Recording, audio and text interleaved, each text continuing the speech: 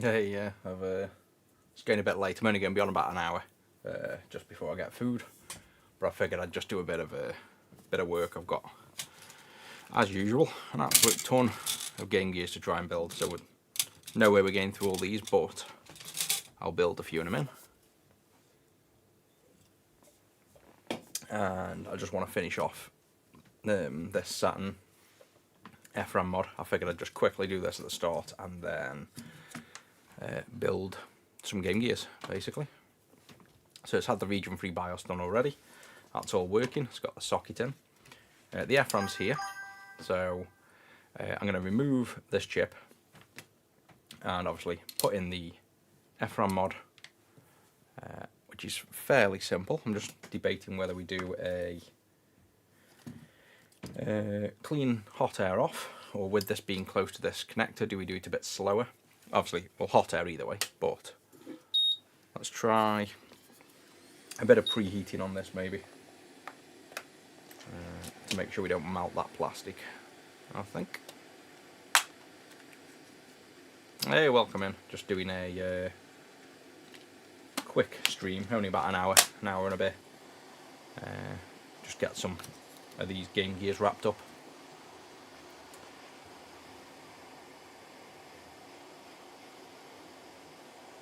Reflowing, I will be doing some lead-free soldering in a minute.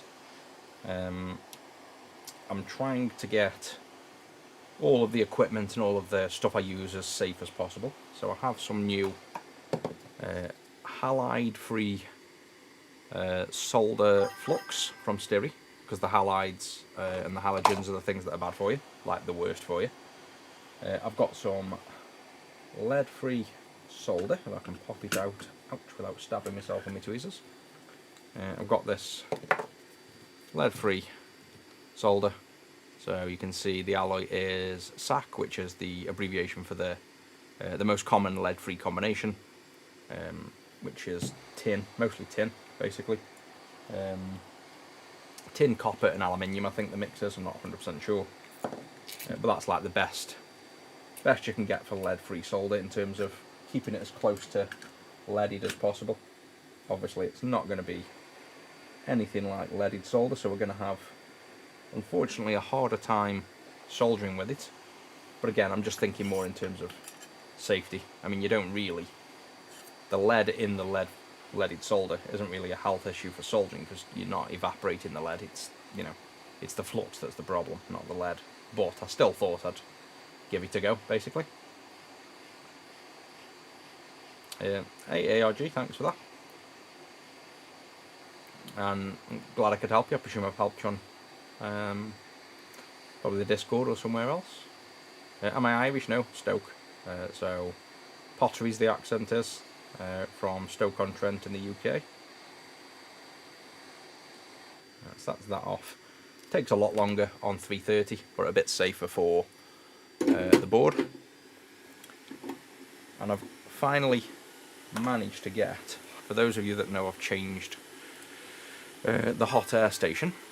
I've managed to get this thing attached to here. I've just had to drill out the other side with metal drill, because it will not fit otherwise. So that's now in a position. I'm still not massively a fan, because I have to have this thing all flopping around here, but it's better than being glued to me CRT, so that's at least in a usable position.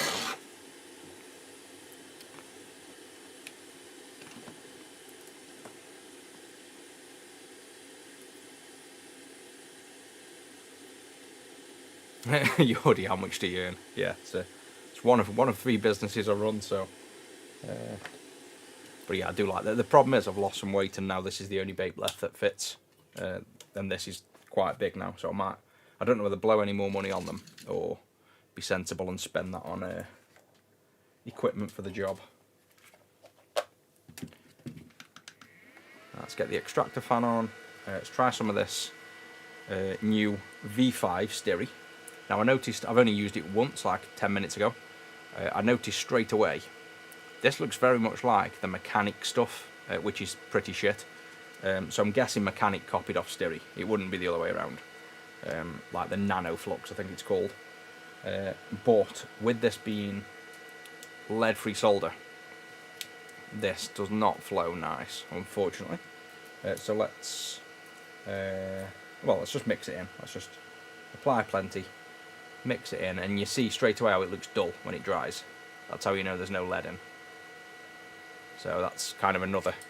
It's kind of sad using it because I like the shiny joints, and lead-free is going to be dull like this. So I may end up switching back to leaded solder as a compromise between all the other health and safety things. And my stupid extractor fan keeps dying as well. It's been on charge for like half an hour and it's just turned itself off again. But I've got a proper Weller. I paid the £1,000. You know, the thing I didn't want to do. I've paid the £1,000 for the extractor fan, so that'll be coming hopefully in a few days. Hey, welcome in, NanoFix. Using lead-free, no specific reason. I'm trying to just get all the stuff I'm using healthier. There's no real concern with leaded solder because we're repairing stuff before whatever time it is that you're meant to use leaded solder on repairs for. So we don't have to conform to lead-free solder because we're working on consoles that used leaded solder anyway. And the health of, you know, lead poisoning, you don't get lead poisoning from leaded solder. You do not melt leaded solder enough to, you know, have fumes of lead. It's not how it works. So really, the choice is just more the fact that technically lead-free solder is healthier than lead for whatever reason. It just is. You know, the fact that there's just no lead in there, but I don't like it. I'm going to try. You know, I'm just trying new things, but the melting point for the lead-free solder is a lot higher. It doesn't flow as nice. Same with this flux, this halide-free flux. Like everything that's good for you is worse at the job. So the flux isn't as good, the solder isn't as good, but we're still going to try and use it. Oh, screw that off for now. So this is me, like, I haven't used lead-free solder in a long while, and I haven't used healthy flux in a long while, so we'll see how much I struggle with this today. 1, 2, 3, 4, 5, 6, 7. Is that 7 pins? 1, 2, 3, 4, 5, 6. Yeah, 7 pins down. I need to bend up. 2, 3, 4, 7. Right, so bend them 2 pins up. Any plans for physical store in Stoke? Not anymore, I don't think. I had me fun with the stores. Had them for. In fact, I'm going to solder this down. Sod the hot air for now. Let's do a solder. I had the stores for a few years. I think in Stoke it's never going to be a viable option.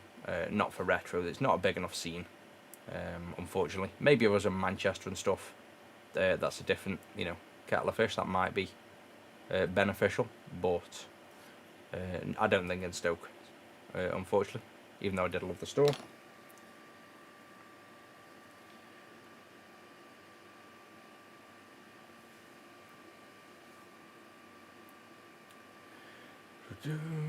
One second, let me catch up on. There's loads of chat. Let me. You got solder and oscilloscope. Any tips for console repair? Literally, if you, I know it's kind of upselling my own membership, if you will, but yeah, I do membership on YouTube and sub on Twitch, and then I do live only streams where I teach you how to literally solder and do things and use oscilloscopes and all that good stuff. That's where I mainly teach. So if you wanted to learn, then that's literally what I do on a Tuesday and a Wednesday on the sub-only live streams.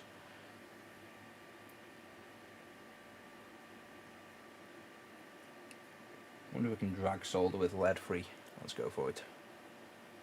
Oh, this is painful. It's like you can just see it doesn't flow anywhere near as nice.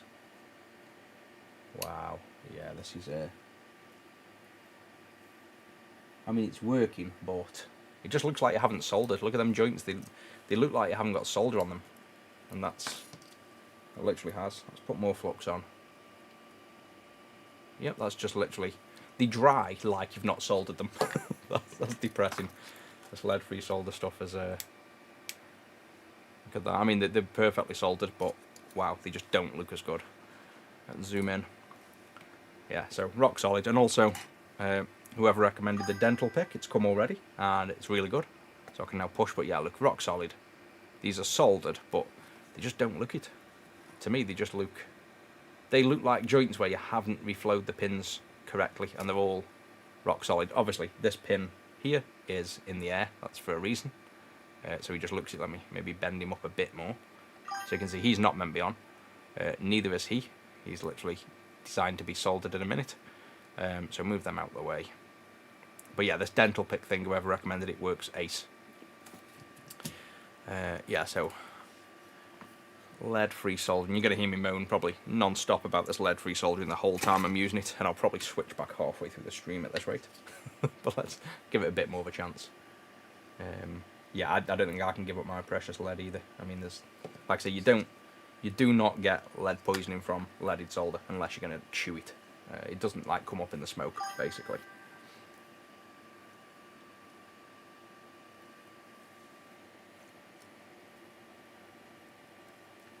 So we can still drag solder, but it's more the visual, like the feedback on these is, like, look at that. See how the ball does not want to, I probably made it look a bit easy, but that ball did not want to flow with the iron then.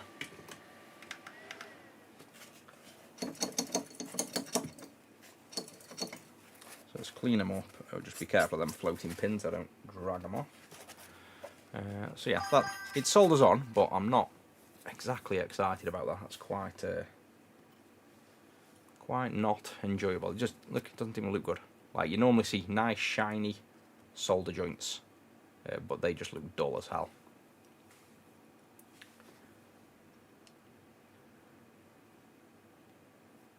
Canadian EMT guys. Oh yeah, VGR. What's going on with him? No, I don't think there's anything going on with him. He liked one of my videos the other day. I know obviously VGR is yeah, it's that pin looking dodgy. We're on about this bottom pin here. It looks a bit bent, but yeah, rock solid. Well, you said right pin 8, but I don't think that's right pin 8 either way. Let's nudge him down into position a bit. Yeah, none of the pins look good.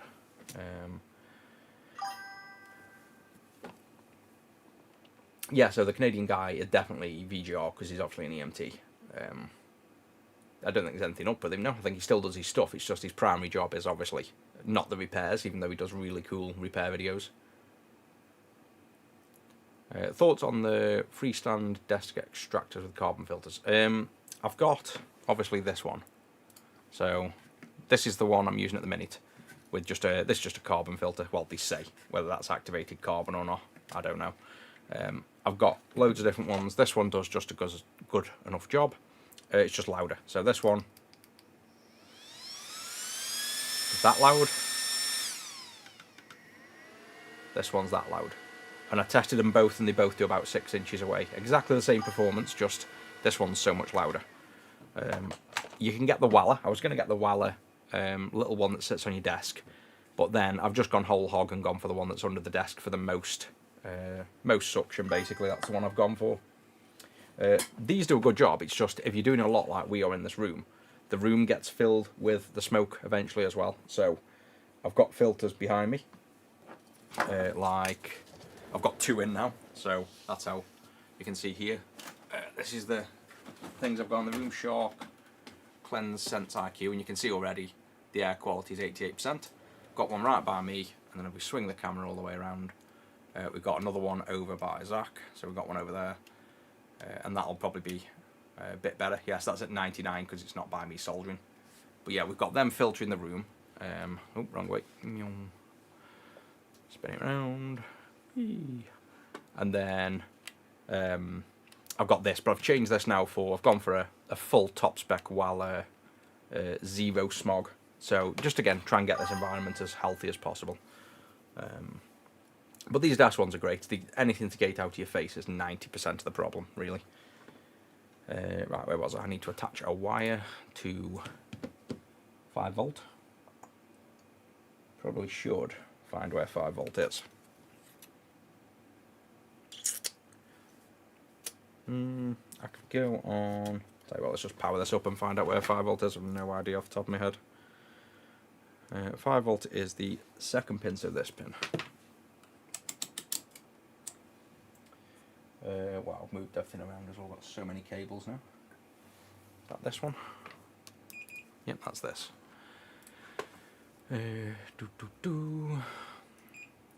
Sorry, it'll take me a while to get through these comments as well, guys. There's tons of comments in them. I am reading through them, but got to crack on with a bit of work in between doing this.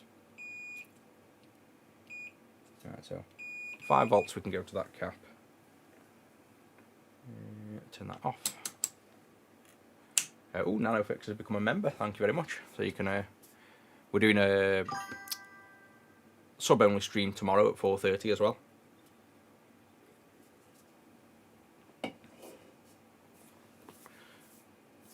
You need to get a smaller iron tip. No, I defo don't. I've got these, especially with lead free. So I've got the tiny tip here. Got the giant tip. They'll do exactly the same because we can drag solder. Rarely a need for this, ever. This is, like, you'll see me solder everything. There's nothing I can't solder with this tip. Basically. I've got both. I've got pretty much every piece of equipment you can imagine I'd need, I've got. But no, the bigger tips definitely work better for soldering because you get more heat transfer. You don't really ever need a small tip. Like, there's very, very few circumstances where that's needed. So that's the pin on there, and this can go to this down here. So get that, get a scalpel, put that there.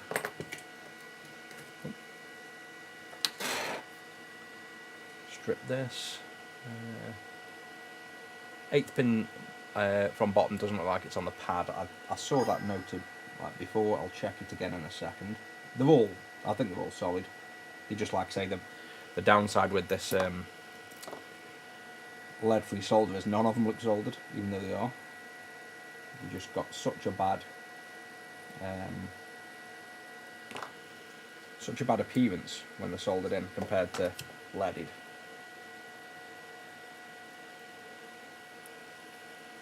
Yep, so that's on there, that's up in the air. Right, so let's have a quick look at this thing. 8th pin down, 1, 2, 3, 4, 5, 6, 7, 8. So that one's solid. This one, solid.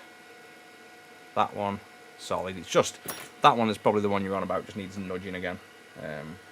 The alignment. So like this, we can just warm up the pad, nudge him into position a bit, just so he, visually looks a bit nicer. But yeah, they're all solid. They don't look good because of this lead-free solder that I'm going to continue to whinge about.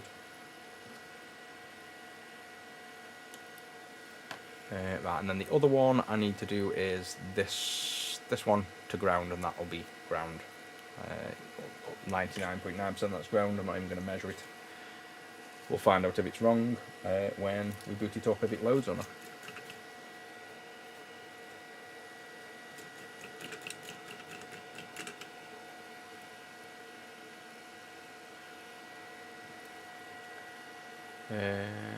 I still swear by a nice, fully kitted Pace station. Yeah, I've heard of Pace, I've never used them.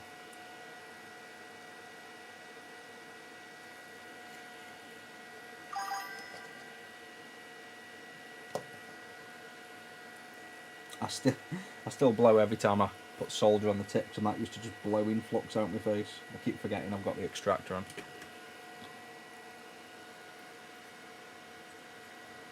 That can go down to there.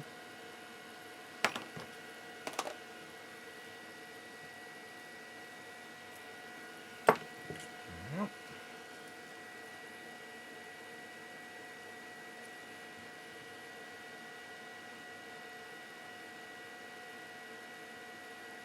Yeah, I do not like this solder. Right, so that's on. Sponge, I think I saw somebody ask what the sponge is. It's a melamine sponge, also known as a magic eraser. Cleans up the boards good. And this flux as well, this V5 has still got the UV thing where you can shine UV light on and see how shit of a job I've done at cleaning the board up. So, by no means clean yet, but like most things, I chuck them in ultrasonic baths or more than likely dishwasher. So this will get a clean after I'm done anyway. But the surface flux is off, but you can quite easily see it's definitely not off, if you know what I mean. There's like, look at that, like spread it everywhere. So you'd never see that without the UV, but that kind of shows where you've still got flux on the board.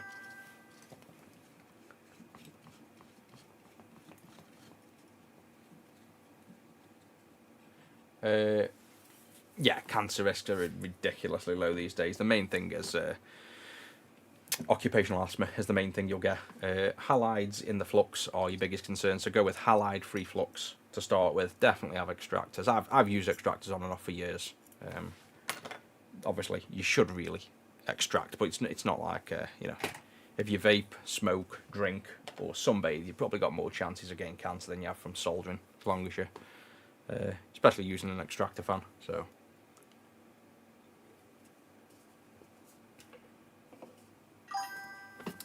Yeah, the V5, the thing is, I've only used the V5 with the lead-free solder, so it's not really getting a fair test. It might work great on the others.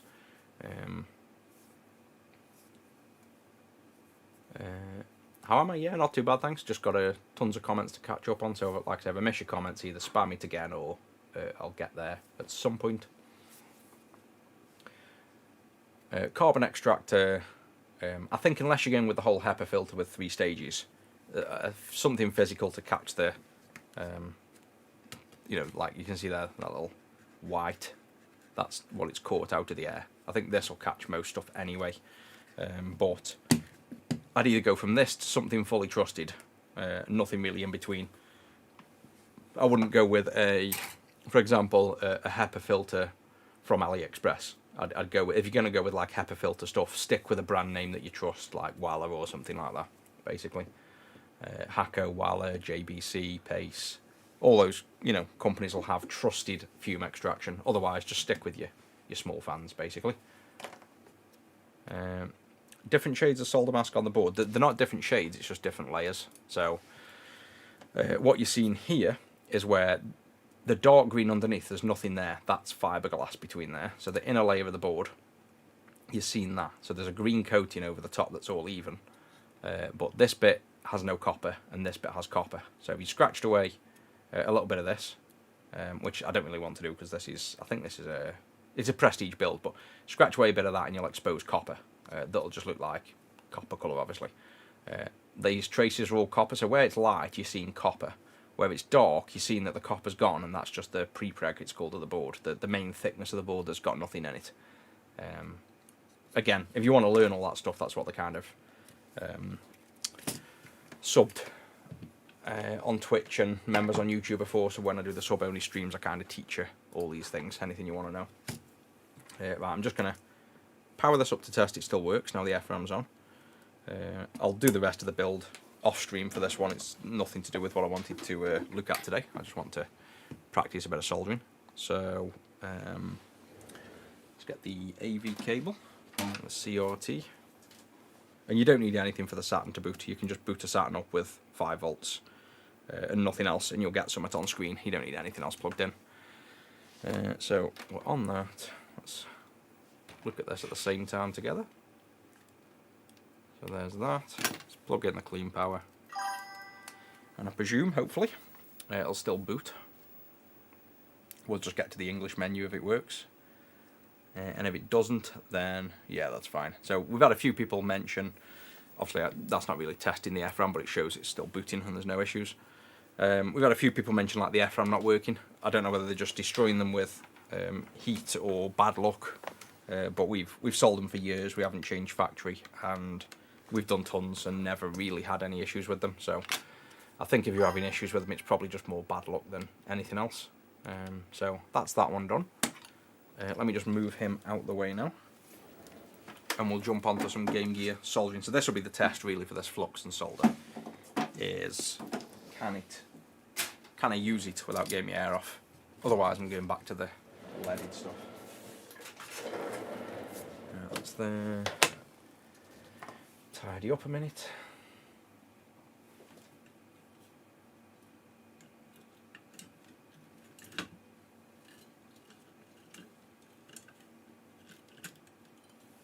Oh yeah, these wires are getting in a mess.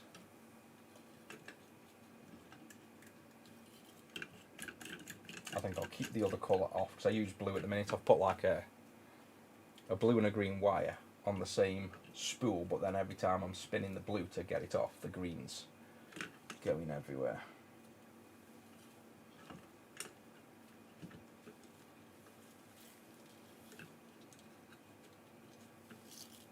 There we go. Could do with a bit better way of dispensing this wire really, but it's not too bad. Right, that's that cleaned up. Now let's get these 1 ASICs. So these have come in about a week or two ago. I've got a couple already taken off, so we can just practice the soldering. Don't even need to remove them yet.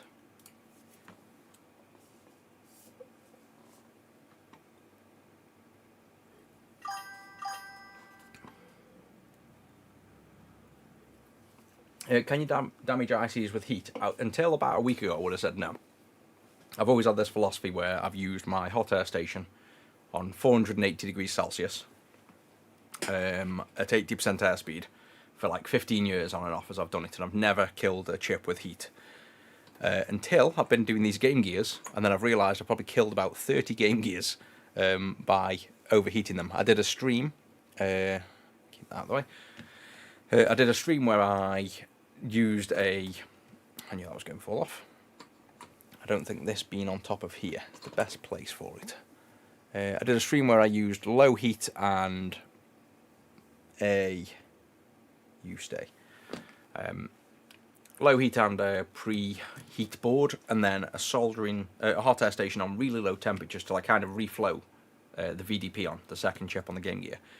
Showed that it all worked. Then I got my hot air at 480 degrees, warmed up the chip, took it off, put it back down, and it was dead in exactly the same way that it kept dying for me.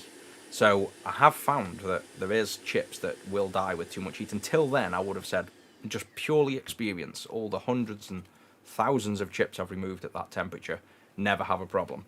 The only one I've ever had a problem with is the VDP on a Game Gear. And funnily enough, the transistor on a Lynx, the power transistor on a Lynx, seems sensitive to heat.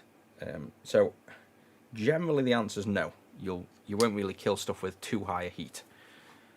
But in terms of what I've now learned, you definitely can. Just it's not very common at all. I've lowered my hot air temps down to 330 now, basically, and I try to keep them at that. Obviously now we know we can kill chips with heat, even though it's not many of them. I'm trying to then learn to do the soldering at a lower, like the hot air at a lower temperature, basically.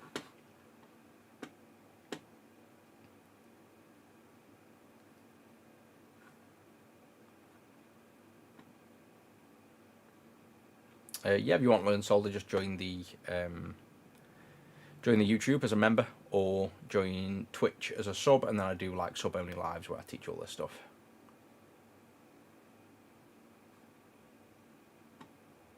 How do you take the flux completely off? Chuck it in a dishwasher or an ultrasonic cleaner.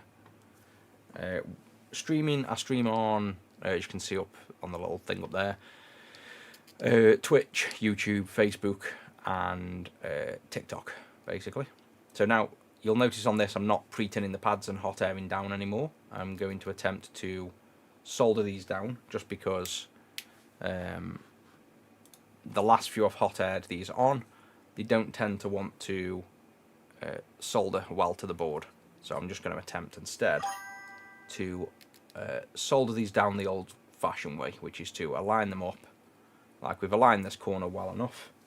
Going to put flux on this corner.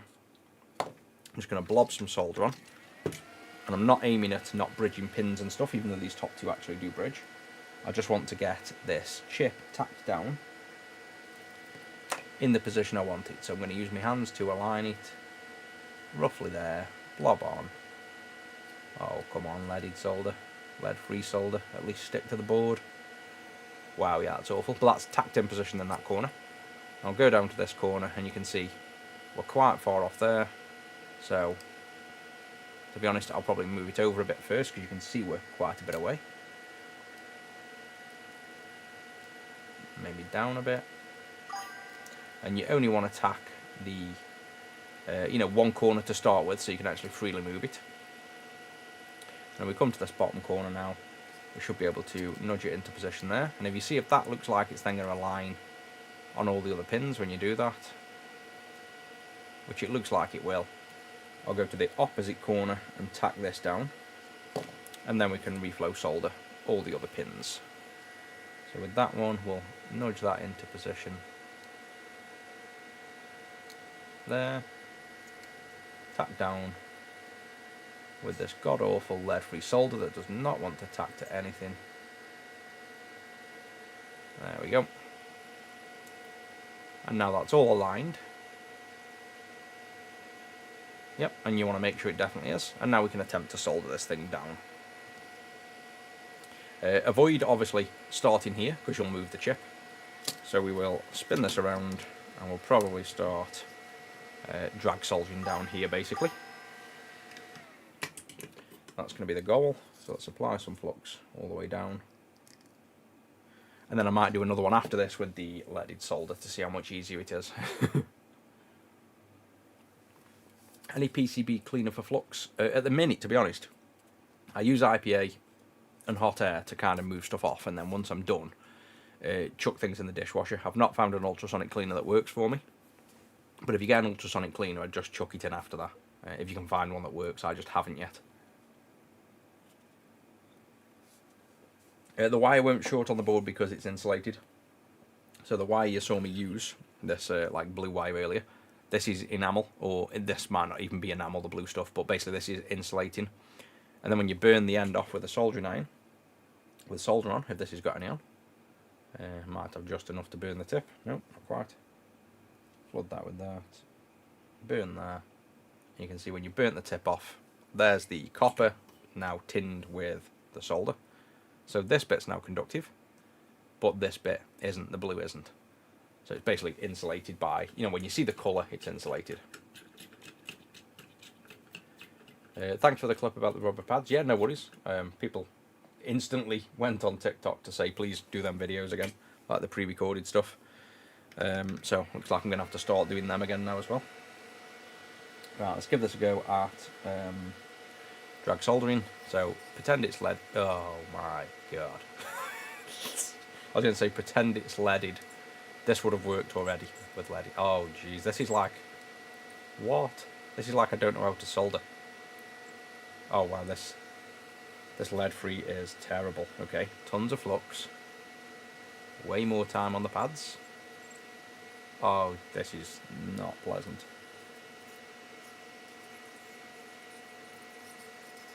Way more time on the pads. Way more flux. Come on, tin the pads. This is terrible. Doesn't even want to stick to the... Oh wow, this is awful.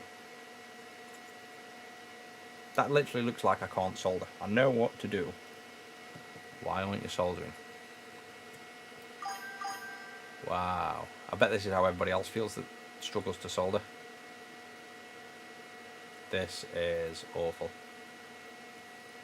Right, let's ignore that V5 flux. Let's go back to my other flux. Let's see if it's the flux or, more than likely, this stupid lead-free solder. Let's get my known working flux in here.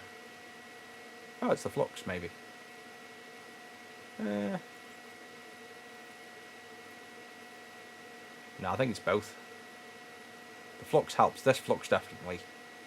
Yeah, this flux is better, but smokes a lot more. But yeah, this leaded... Yeah, this lead-free solder is absolutely awful. Just doesn't want to flow. Nah, this is not going to stay. I am not using... I'm not using lead-free solder. This is awful. Look how long this is taking. This should be like literally a 10-second job. Not even that. It's like it just doesn't want to stick to the board.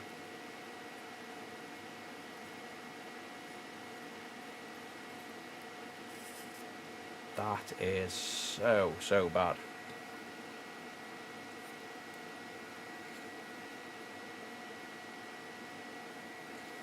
You have to use so much flux and so much time, and then it still looks shit when you're done. No, I am not working like this. I will prefer lead poisoning. Yeah, that is horrible. Absolutely horrible. No fun. Right, let's clean that up and let's try that again with my leaded solder. No, I don't think it is the flux. I know this flux. I've used the flux. I've tried both fluxes. It looks like it is.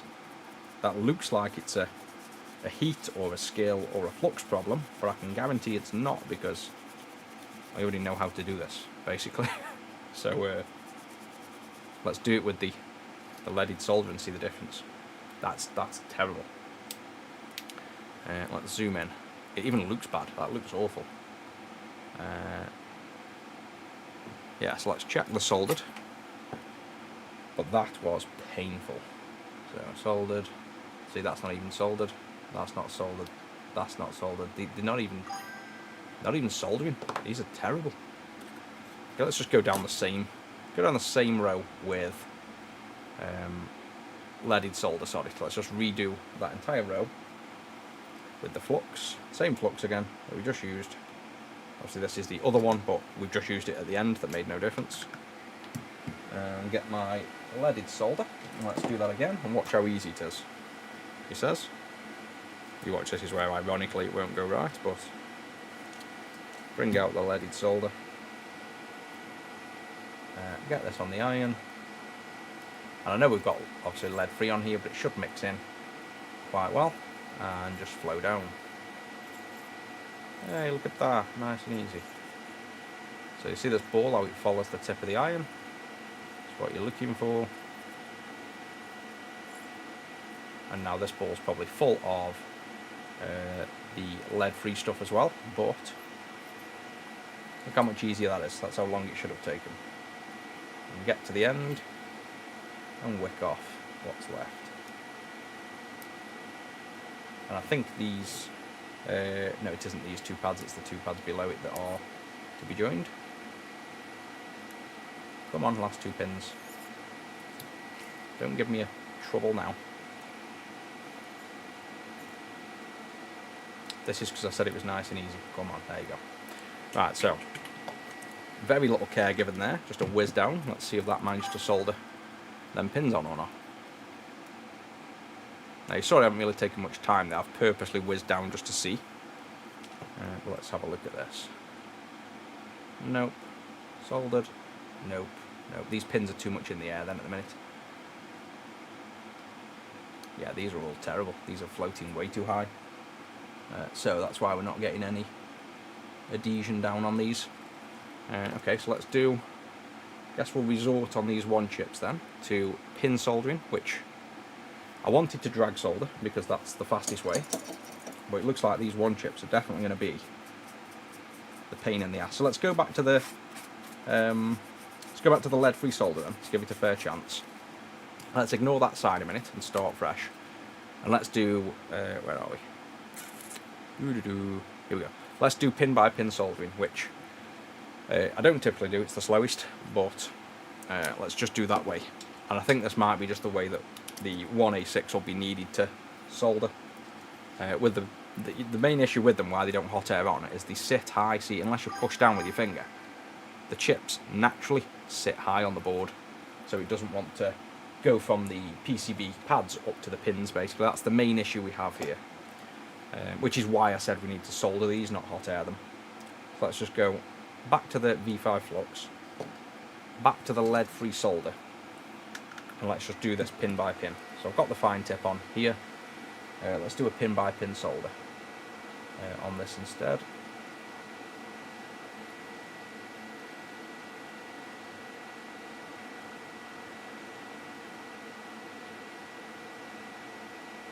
Okay, not as painful as the drag soldering, unless you touch two pins together. And then you'll have to kind of drag solder to get rid of that join. Go on, man. Tiny tip is probably not going to have enough heat transfer to drag it off. Oh, it does just about. Come on, little baby blob. Down you go. Oh, hang on, these 3 pins are soldered, aren't they? So that pin 1, 2, 3, 4, 5, 6. I know 3 of these pins right around here are actually joined together, so that's probably why we won't get that off, because there's traces underneath. I'm just not sure which 3 it is.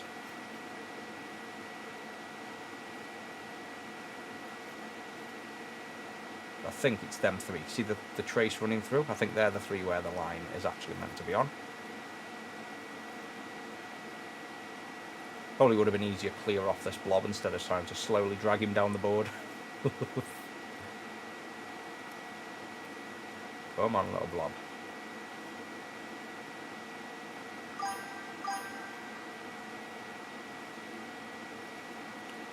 Wow. I look like I can't solder doing it this way. There we go. So those 3 there, I'm pretty sure, if I looked at my own schematic, those 3, yeah, see the join there? That's the 3 pins joined. So they do join. So 1, 2, 3, 4, 5, 6, 7, 8 and 9 are actually joined. There's copper under the circuit board. So 1, 2, 3, 4, 5, 6. Yeah, so these 3 here, how they look bridged, they are actually bridged. That is copper on the PCB, basically.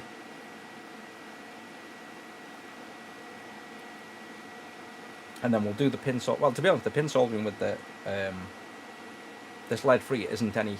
Well, it's not much more painful than leaded, because so long as you don't bridge 2 pins like that, which I keep doing, this then becomes painful. That you see how you're trying to drag the ball down, because obviously it doesn't want to melt. You can't even really drag that little ball down. So this bit becomes painful here, doing this, slowly dragging the ball down. What you should probably do is just whip that off. So what I think you should do in this instance, and this is like, feels like going back 10 years in soldering. These are all the things I don't normally have to do, because I just hot air stuff, and you don't need to bother with all these problems that you typically get from pin soldering. This is why I never pin solder. You'd wick it off like that, so you're not trying to drag that ball down. And then you'd carry on pin by pin. So yeah, this one isn't too bad doing this, you know, pin by pin with the lead-free. But bear in mind, I also have no scope at the minute. I'm doing this with a delayed stream with no depth perception whatsoever, and about a half a second delay between what's actually happening versus what my hands are doing. So I should probably do this under a microscope. But yeah, not too bad this way. Definitely less painful than the drag soldering. Drag soldering does not work on these 1A6. And I don't think it's really either. We're starting on the worst of the worst, really. I should have started on like a 2A6. And these pins, by the way, were also bridged. They're ground. I should really start on like, you know, a 2A6 game gear and use the flux I'm used to using and slowly introduce changes. You know, I should have just changed the solder on its own first, maybe. Then the flux, then maybe the board, but instead we've gone straight into lead-free soldering on the worst game gear with a flux I don't know and a fine tip iron. It's like all of the worst situations in one, really. But we're managing, but this is painfully slow. Like, you've seen me do game gear 2A6 and they take like 7 minutes start to finish. This is painful. I might even reconsider trying to hot air these down, because I wouldn't want to be doing these this way. This is like crazy slow for trying to do, you know, imagine doing this for obviously the reason we do it, which is to sell them and make money. This is crazy. Wrong flux for lead free. Ah, okay. So there's well, I say that, I'm sure I can look it up, but we've got 2 different fluxes. Geez, that's zoomed in. The Stereo V5, I'm sure, is okay for lead-free. But yeah, if there's a flux dedicated to lead-free, I would have thought this V5 was. It's obviously their latest version with all the benefits. I think it's mainly just this is lead-free is painful compared to leaded for obvious reasons. Yeah, V5's awful. I must agree, at the minute, I'm not liking the V5. I can't see through it either to see what I'm doing. I'm not exactly a fan of this. Let's go down here again. Let's drag this ball off now. This was the one we used to pre-tin this pad. And again, painful. Yeah, we're not going to drag that off either. I hate lead-free solder. If people are watching me for the first time here, they're definitely going to think I don't know how to solder. This is crazy bad. Even the wicking doesn't want to work. Yeah, there we go. I'll tell you what, let me also crack this iron up. What does my iron go to? I'm probably going to kill my tip doing this. Right, 440 on the tip of my iron. Get some extra heat in.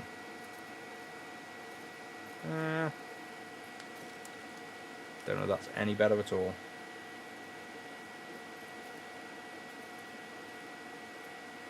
Not massively.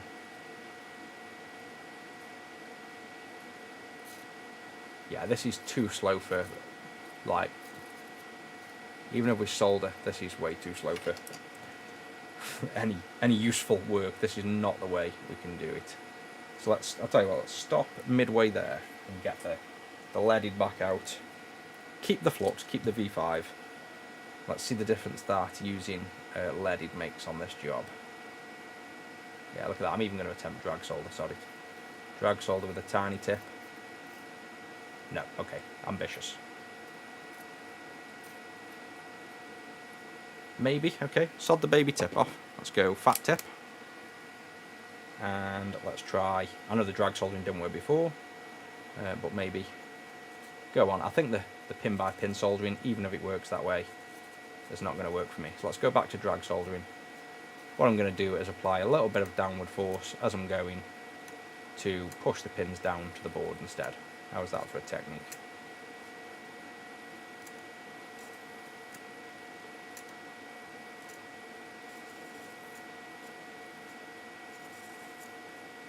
Yeah, so better. Go back with the ball, blow all the way up, and then get this off with the little gull tip. Or don't. Yeah. Not a fan of that lead free at all. I don't think I can use it. It's going to be, I don't know, it's too annoying to use, and I don't see enough benefits to use it. Like, why use it? Plus these one ASICs are bad enough as they are for soldering. So I don't think I want to use it. Yeah, just doesn't look good. I also don't think I like this V5 flux. So we're going to have to... is this tip working?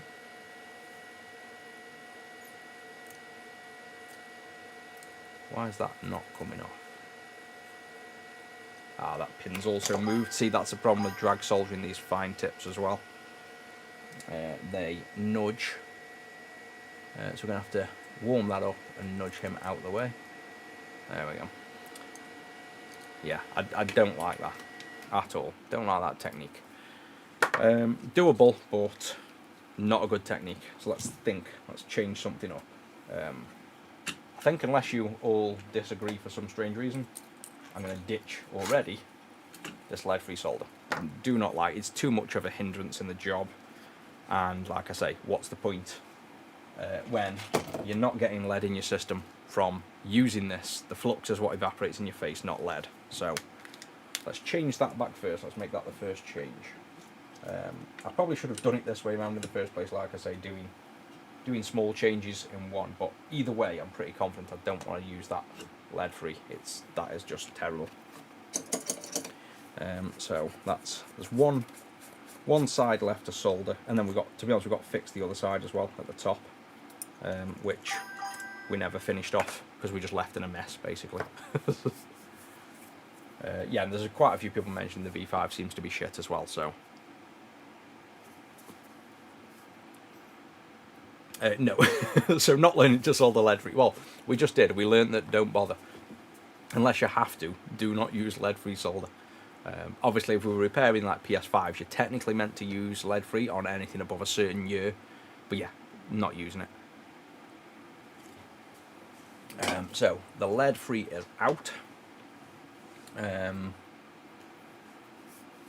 Yeah, just tack a corner and drag down. That's literally the drag soldering doesn't work on these, specifically these 1A6. The pins float up in the air basically. You take them off, and I don't know whether I can get it visual. I'm not going to do this. I haven't even checked if I can see the fact that they do, but let's do that and go on this camera and let's see if you can actually see the fact that I know they float in the air because I've tried hot airing them and they don't solder. So yeah, look at that, you can see the legs floating in the air. So see the edge of the board? I mean, it's hard to see, I can see it, but there's a clear gap. Have I got something nice and thin to get in there and show you? Scalpel. So this is why the hot air technique doesn't work. So see if I can get a scalpel through there. Nearly. So I presume you can see that gap there. And this is me holding it flat to the board. Let me zoom right in. Look at that. This is why it doesn't work. This is the 1 ASIC pushed firm. Look at my hands pushing as hard as I can. And look at them legs. They're miles up in the air. All of them. This is why hot airing the chip down doesn't work, because hot airing it takes seconds and I want to hot air it down. So that's the problem, by the way. If you know, I probably should have explained that. The reason I'm even attempting to solder this with an iron is because I know they don't hot air down. You can try and push the middle of the chip down as you hot air and they're still in the air. So we've got a few options. We can try and bend these legs down all in one line, which I think I'll probably end up doing. Or you'd have to find a technique to solder that works. You've seen the drag soldering doesn't really work, the other technique. Plus if you're dragging on these pins, they're very delicate pins, you're probably going to bend them. And then obviously I've just been deciding to try to use lead-free and V5 flux, which I think both, to be honest, seem shit. So I think we just made that job like look ridiculously hard when it's not really a hard job. I think we just need to find a better technique, and this is not the technique. So we're back to, I'm going to tell you what, I'm going to do this last one exactly as I would if I hadn't just changed everything. Back to my Styri HTTF and my leaded solder, and I'm just going to pretend nothing's changed and I can still solder and I haven't lost all ability, and I'm just going to drag solder this like I would any other chip. And look at that. So this is how I would drag solder normally, and for the most part that's working basically. It's like, you know, a little bit more, I'd say wanting more heat than it normally would. This will need a bit more flux now to clear off the last few pins, but ultimately that has drag soldered fairly well. Like, that's not far off what a typical drag solder would do. I'd say just maybe needed a bit more heat. I think those top two pins are soldered as well, like they are joined basically. So that didn't go too bad. That's kind of how you drag solder normally. The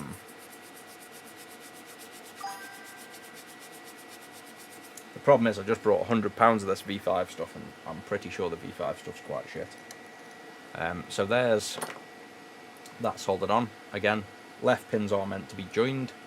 That's literally how they are.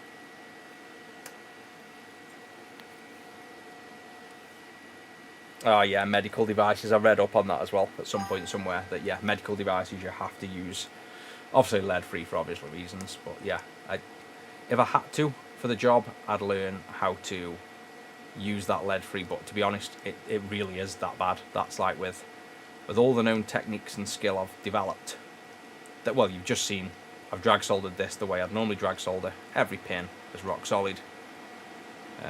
No issues at all on that. And, oh, I say that one there near the end just had a little nudge. Seems like it's down, but that did nudge, so I'm guessing that one wasn't quite solid. And just bear in mind, I also, like I keep saying, I've got no depth perception on this. I can't judge where I'm at with the iron, and height wise I should really use the scope. And then those last two pins are meant to be joined together. So let's just check that one is on. Yep, so they're all on there, but I still don't like the fact that these legs sit high up. So even though we can do that, I don't like the fact that you've seen like this side is still terrible. These legs are all in the air. So let's just refloat this with lead-free solder and make sure, because this was the worst side, so get plenty of lead-free. Drag down. Try and get all of that leaded stuff mixed in. So that's why I'm using excessive amounts of solder here. I just want to mingle the leaded stuff in with the lead-free. And then we're going to try a different technique altogether, I think, on this. I'm going to attempt to do the hot air that I'd normally do. But I think we're going to have to bend these pins down for sure first. So plenty of solder on these. That's as flooded as it can get with solder. Now let's clear off the bridge and let's test if that's soldered down. And like I say, look how long that's taken.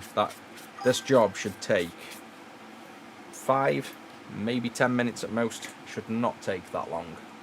You can see we even got a pin here that I need to nudge with this little pick out of the way.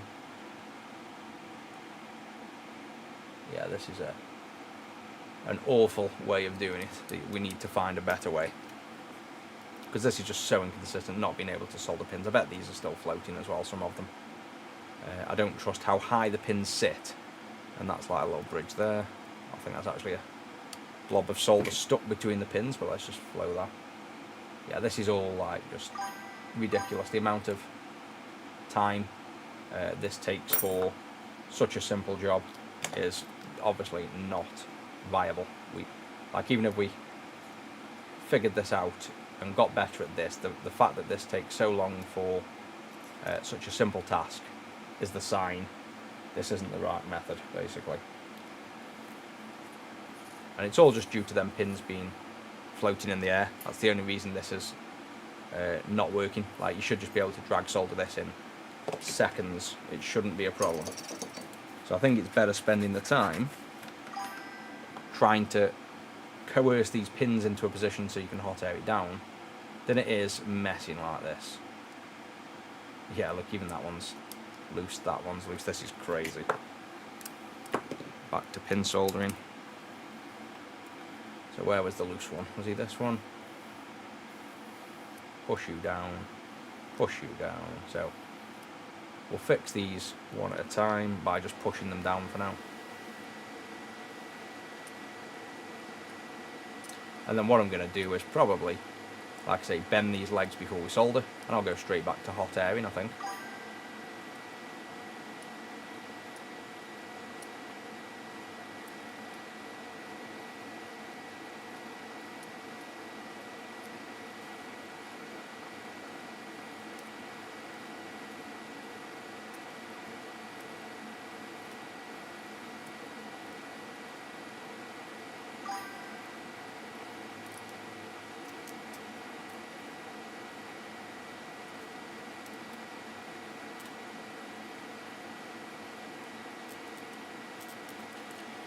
Right, there we go again. And you shouldn't even have to dental pick check these, because, like I say, you've seen me do tons of these. This is not something you normally even have to check. It's just clearly the fact these are... Yeah, look, even that one again. This is crazy. Should give up now. This is nuts. I might as well keep the iron in my hand, and every time one moves, I don't even trust him. Let's get him pushed down. I'm getting quite good at soldering with a delay and no depth perception now, I must say. Right.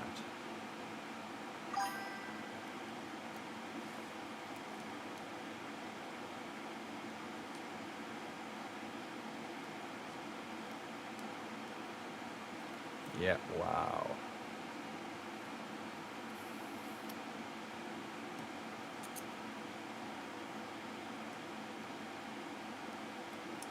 Even the ones I'm pushing down aren't soldering great. There we go.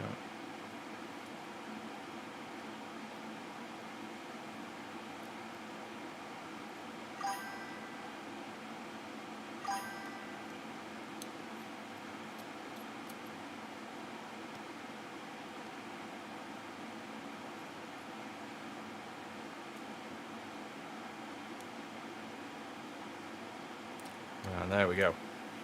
That's the last time I want to pin solder that thing. That was terrible. So let's clean them up and let's do a completely different technique this time. Oh, you should probably check if he works as well.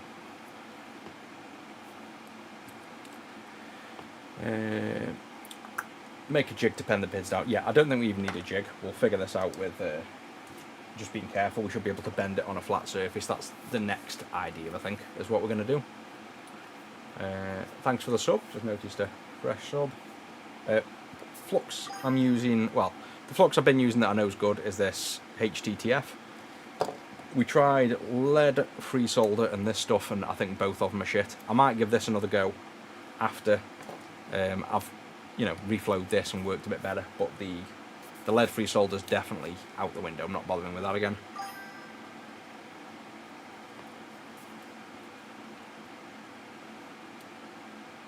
Is that a fish? Where?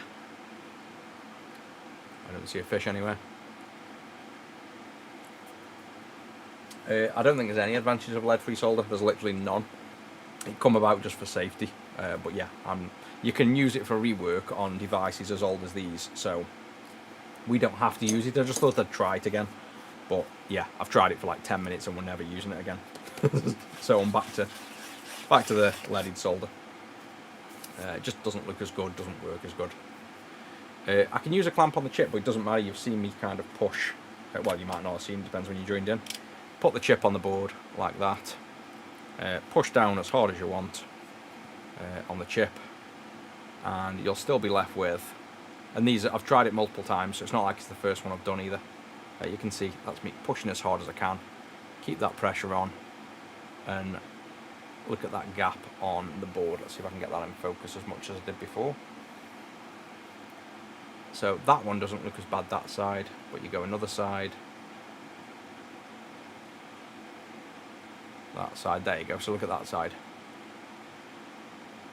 That side's like lifted up the most, so it's, and these have been taken off the board. Yeah, look at that, pins are floating miles in the air, and that's, look at my hand, pushing down as hard as I can. So those pins are never going to solder well. We need to preform them down on the board, and they're worse than the others. So that's the issue we deal with there. Otherwise, the technique for this is literally just hot airing it down in seconds.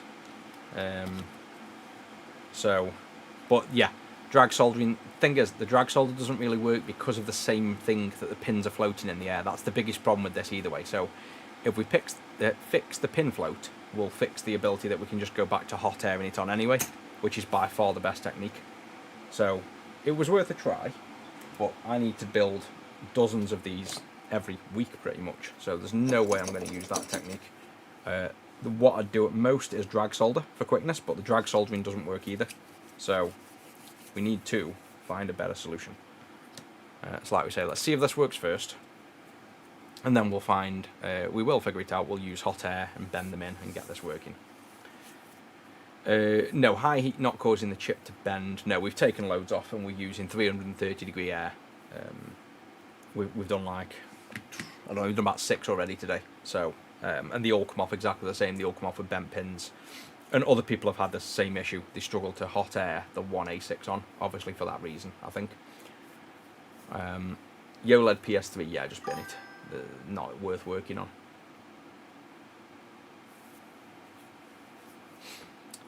Yeah, when you see other people, you'll see me doing it as well if you go back on other streams. The way I do all the ASICs is literally hot air round, push down. That's literally, I do live streams on them every day. It's a main issue with, specifically this one ASIC. It's a unique issue to that one. So I'll show you that technique now anyway, because that's the one we're going to attempt to fix up and do. So obviously we'll get the right technique. And this just shows again that you can have a technique that works for every other board, and then you can come to a specific board and have issues with it. It's just identifying why the technique doesn't work, basically. So let's start with pre-tinning these pads. So I'll go around with the flux that we normally use, and we'll zoom in on this, and you'll see how easy this is now. We'll make this look ridiculously easy now. We'll go back to the fat tip. Shouldn't ever need the tiny tip. The benefit with this fat tip as well, you should see me be able to tin all these pads in one go without using extra flux. So this has got a little gull in there, so see, I've got no depth perception. I'm doing this and it's miles above, so I have to look down. Fill the gull with solder, and now without ever having to refill it, I can go around here, and we should be able to do the entire board with one drag. Obviously we need more flux because it's all been eaten up already, but you won't ever need to reapply the solder. Hopefully that gull should have enough solder to pre-tin every pad on here.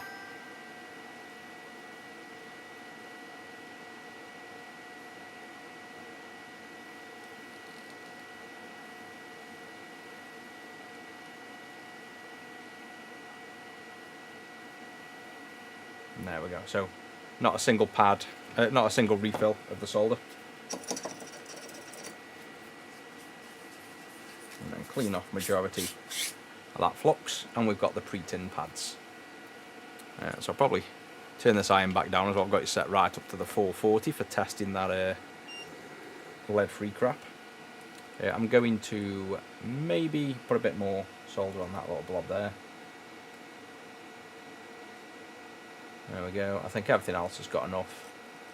Yep, so that should be good enough. And now all we do to hot air down is flux around again and hot air over. And I'm going to do it the conventional way, the way I've always done it. But before we do that, we need to bend these down. So basically I want to find a nice flat surface, which is here. I'm just going to place it down here and then gently, trying to keep it perfectly flat, I'm just going to bend up a little bit. And to be honest, you can bend down more than you need, because as long as they come down past the chip, when you're pushing down, they're going to still work. So yeah, that looks like it's bent past. Do this side. And you can't really feel the pins bending because they're so light, but you can see them. See how they're now bending down there versus this one we haven't done yet.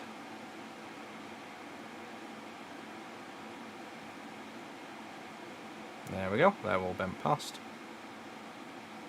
And then this side.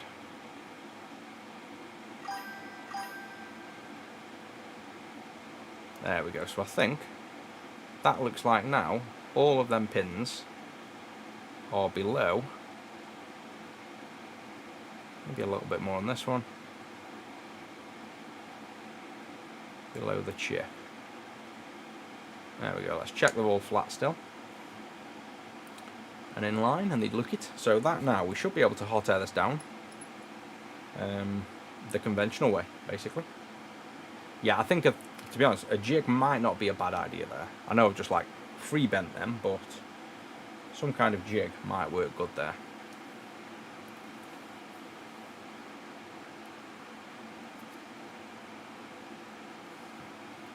There's my flux on here. Let me just check. I've been missing quite a few comments as well, guys, because I'm talking away and there's quite a lot coming in. Let me see if I can scroll back up. Now, what temperature? What's the temperature of your solder? I don't know the temperature of the solder. I've just got leaded solder, but my soldering iron I run at 380 degrees Celsius.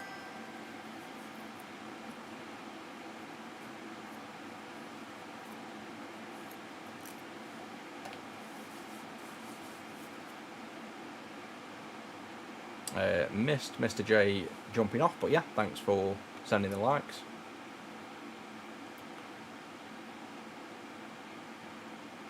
Flux, I think I've answered that a few times. I'm using Styriflux. I've tried the V5, I don't think it's that good. I'm going to stick with the this high temperature Tachyflux for the minute, but this has got halides in, so not the healthiest. I probably do want to try and find another Styri flux, or we have Solder King flux that's halide free that I used to use before Styri. I might just go back to that if it's better than the V5, to be honest. So let me just see. I'll probably need to warm this up a little bit so I can actually see through the flux to align the pins. So let's just give that a little bit of warmth first. There we go, and now I can see where this is aligned. Now I do have a tip for the hot air station that is specific for this chip, so that it can heat all the pins up in one go, which I'll probably use, and then move it out and push down. So that looks aligned enough. Let me swap out the tip then. So if we get this tip off, we can do it the way I've done it with all the others, which is to just move this around.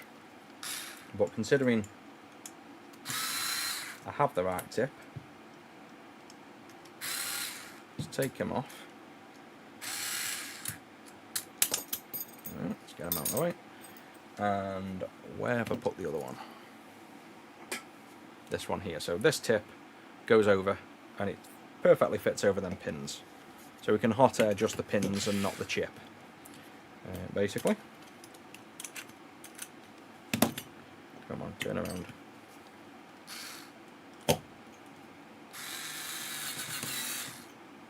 That's it, it's going to stay on.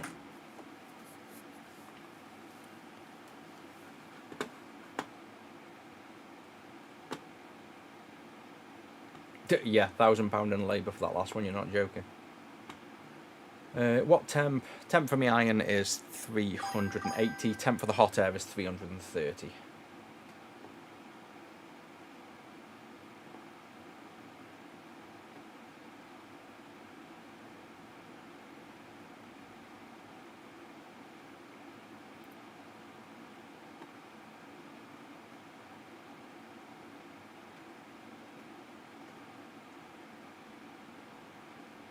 You sent me some free items and never got to thank you. Yeah, no worries. I've got plenty of free stuff that I give away all the time, especially if it's, you know, stuff that I know people are going to use, basically. Yeah, the technique you're describing is pretty much the technique I do, which I don't know why, obviously, I clearly don't invent it, but that's the technique I do all the time. It's hot air, float it over, push it down once it's soldering. There's literally, if you watch back any stream I do, except this one, you'll see that's the technique I always use. So let's go in from this side. I think we've found zooming in on here is like the best angle for you guys, like there. And gently move that into view a bit. There we go. And now we'll go over, get the fan on.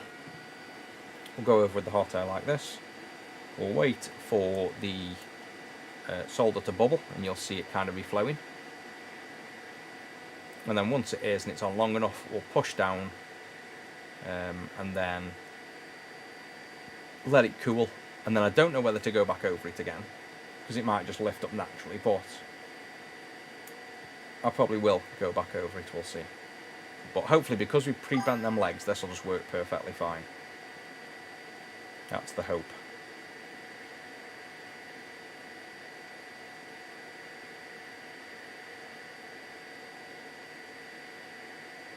Soldering hot air, me iron is always at 380 Celsius, it always has been. Rarely need to do anything else with that. If it doesn't, if you can't get a joint to warm up, you don't increase the tip temperature, just increase the tip size, basically. But 380 for your iron is pretty solid. Hot air, I've always ran it at 480C. I've literally in the last week dropped it to 330, so this is running 330 at the minute. Just because I was killing Game Gear VDPs with the high heat. You just saw that pull into position then on the CPU, so hopefully that's not skipped a pin, which it has. So let me nudge it over. We've managed to skip a full pin there. So that's the problem with this. Using this nozzle, you can't really see. You can't see the chip easily, so I'm having to nudge it while I'm looking over it. So I think that's in position. But then we've got lots of bridges that we always do. because it's pulled the wrong position. So that's reflowed. Get over. Can't really push down as such without it moving. And yeah, not sure on that. There's a lot of movement because it still doesn't want to, like, oh, you can't see anything because my big hand's in the way. I think it'll be soldered, but I think it's moved quite a bit as we were doing it, and I'm not sure these top pins. So these top pins, ignore the joins, we'll fix the joins after. It's mainly have these pins adhered to the board is all we cared about, to see if the technique worked. So pull that into focus. All these joins will come out, by the way, super easy, even though it looks like there's loads of joins. We want to see though, has it actually stuck to the board? And it looks like it has. So all we've got to do is rubber iron down there, and we should have. I know it looks like you might be looking at that and thinking there's joins everywhere. They're going to come out super easy, so don't worry about all them joins. The main thing is, has it bonded to the board, which it looks like it has. So with that, while it's still warm, let me just run an iron all the way around this, just to pull out them solder blobs. Like I say, looks like there's really loads of kind of work to do here, but just running an iron down will pretty much guarantee. I don't even need to look what I'm doing as such. They should pull out all of them shorts almost in one go. So you see down the bottom here, if I just drag over, you should see all them shorts just magically disappear. So look at that, they just all pull away, not a single short left. So that's also a good sign that they're bonded to the PCB, because the solder's flowing where it wants to now, which is correctly to each pin. Those are the three that you can see at the top that are meant to be joined, that are joined. Those bottom two are meant to be joined, so they won't come off. And then this side now, I think, is the one left. Probably want a bit more flux on that side.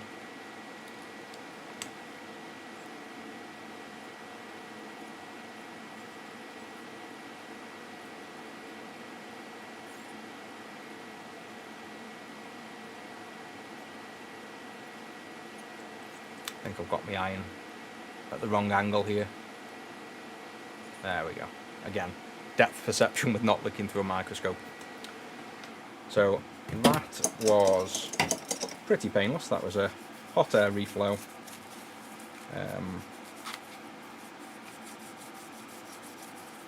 And a quick whiz over with the iron, because it pulled. Potentially, if it didn't miss pull on one pin, that might have not needed any iron work at all. But I'm pretty sure that should hopefully be decently soldered now. It's still way more work than a 2 ASIC. I think in terms of soldering, I think it's a lot more work just because the pitch is so fine. But that wasn't too bad. So these pins here are meant to be joined, these two. These then look soldered. Yeah, they're all nice. Those three are meant to be joined. That's copper under there. Just randomly poke some. These, again, I don't think there's any on this that should be joined, and it doesn't look like there are.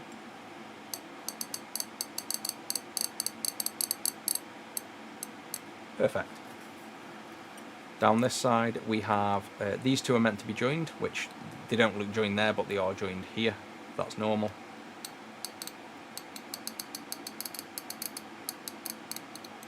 Oh, those aren't though. So still need more bend probably on the legs. Maybe we'll do a bit more of an aggressive bend on the next one. Let's bend them back in. I've literally bent the living shit out of them pins. I was expecting them to be soldered, that's why. Ooh. Let me get these under the scope before I do more damage. Let me just bend them back into position properly. But yeah, I think that the technique's going to work. I think we just need more bend. Right, let me get my tweezers. Put these back into position.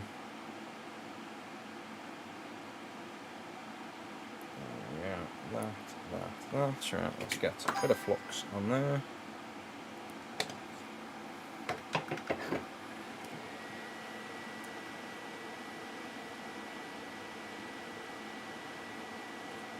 There we go. Plus, again, I know I've said it about 50 times, but bear in mind I'm not working under a microscope doing this, so I'd probably do a bit better job. There we go. If I was working under a microscope than doing it on a stream camera with no depth perception. But I think the main issue there is still just if the legs were bent into position a bit more, I think we wouldn't have an issue there anyway. I think that's just those legs must have not been quite making contact with the board, because they were definitely reflowed with the hot air, and if they were touching the board they would have just simply adhered. So I think again it's just purely an issue with getting that chip prepped better in the first place. Let's drag solder down this one. Well, drag test. The only problem with doing the fast drag is if they go wrong, like they did there, you'll pull a load of them out in one go, but yeah, solid. Can't remember whether we did this side, but let's do it again. I don't think we did, I think we just probed random ones this side. This dental pick works ace, by the way, whoever recommended that, wicked. There we go, so they're solid. We know that one's good. I think that is the technique we'll use. Just need to figure out the best way to bend them pins. Maybe I'll just go more aggressive and bend them more. Maybe that's the simple answer. Just really bend them more, basically. But that's the technique you've seen me use with all the others. So we know the technique's good. It's just, can we adapt the chip enough that the technique works? Hopefully we can. So I guess, do we test this work? So this is the one we've just hot aired. We need a game. Ooh, turn that off. And what is it? It's already like 6:15. I'll just test these and then if I've got any games. We'll call it a day after that. I want to go get some food. But I can confirm we won't be using lead-free solder, that's for sure.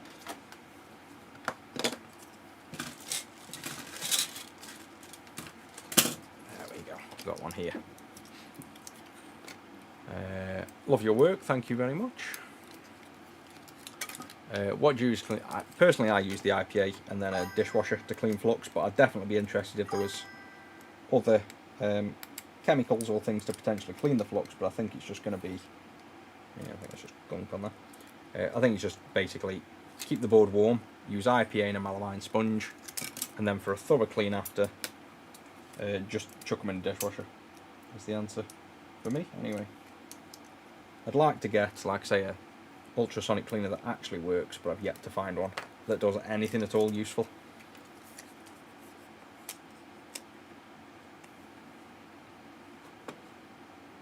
Am I going to get a Vectrex Mini? Maybe. I've got obviously the original Vectrex. I've got it down in that corner. But yeah, I might get the Mini. I love the actual. It's a shame it's not going to be a mini CRT, because that, to be honest, the main pleasure with the Vectrex is the fact it's an actual CRT.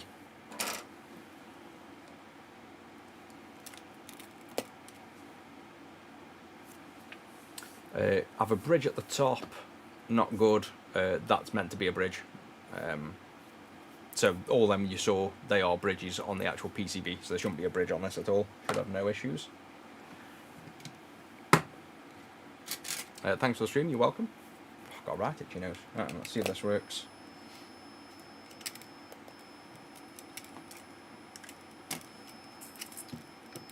And again, like I say, we don't actually know if these ASICs work yet.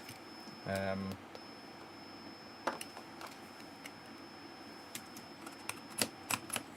see if we get test screen. So yeah, all the pins are coming out right. So we're basically getting as if there's no game load on this. Ah, there you go. So we just got game load. So this is just, I think, a connector issue potentially on here. Let's try another connector.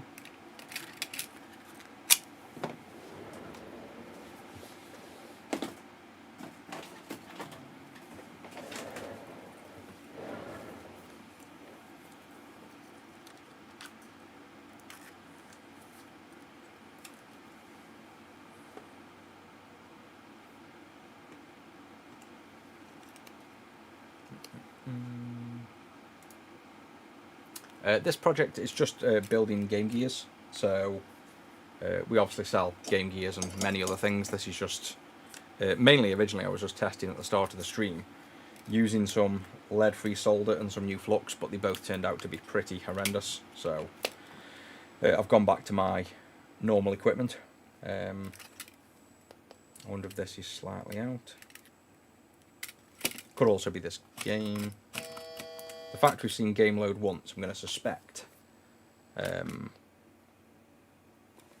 not the system at the minute. Yeah, so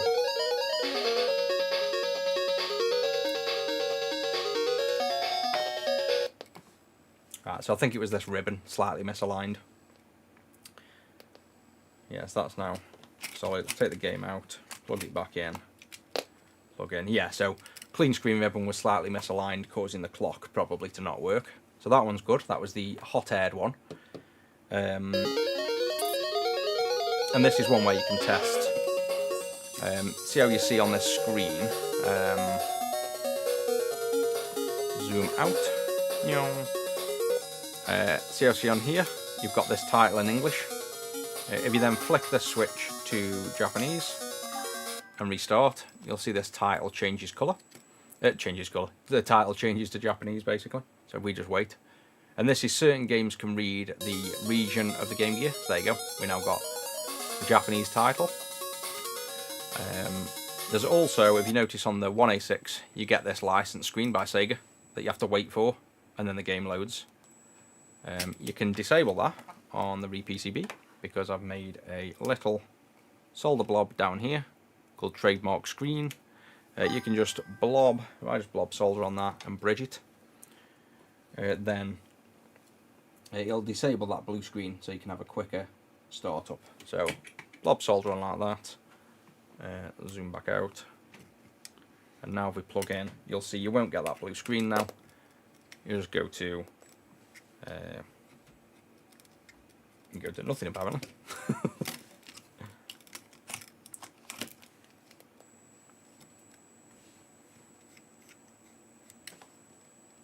It's probably just this ribbon again, maybe. I think this ribbon might need cleaning. This is my test screen.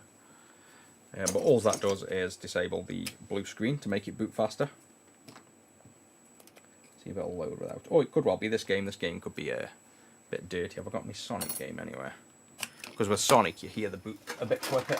It might well just be the Sonic. Let's just try another random game.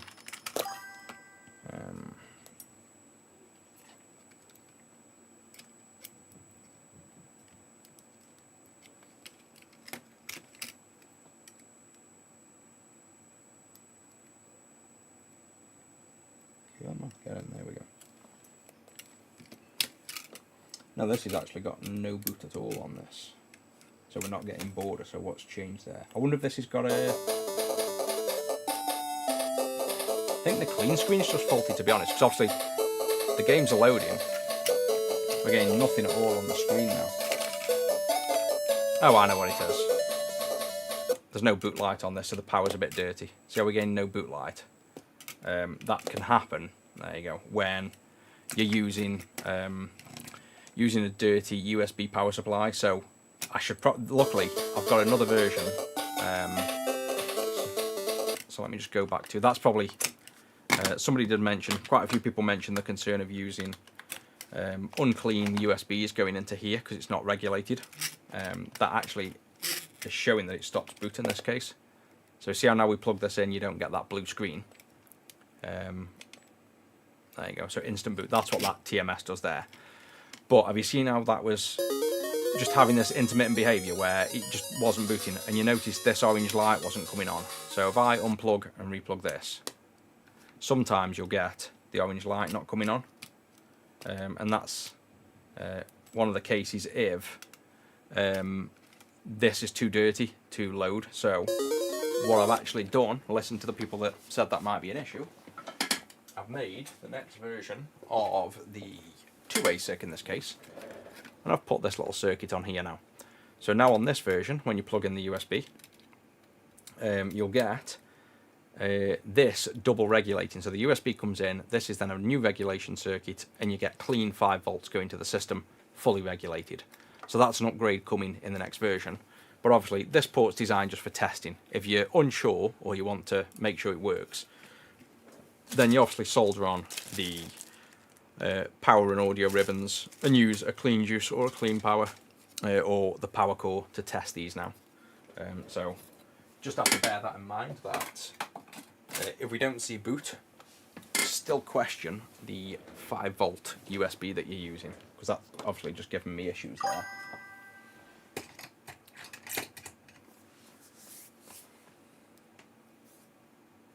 Game Gear, yeah, if you've still got the Game Gear, definitely send it in for a recap or do the recap yourself. They will be leaking and rotting the board. The Game Gear caps are terrible, so definitely get that serviced. Either service it yourself or, like I say, send it in to somebody. Send it in to us if you like, before it does more damage. Is it in Japanese? It is at the minute, yeah. We've got a little toggle switch down here that turns it to Japanese. Ham radio, no, other than living next to somebody that always used to use one and it kept coming through my speakers in the bedroom and shitting me up at night. Never really got into ham radio stuff. I've repaired a few, but no, never got into it. Yeah, Puyo Puyo, it's an awesome game.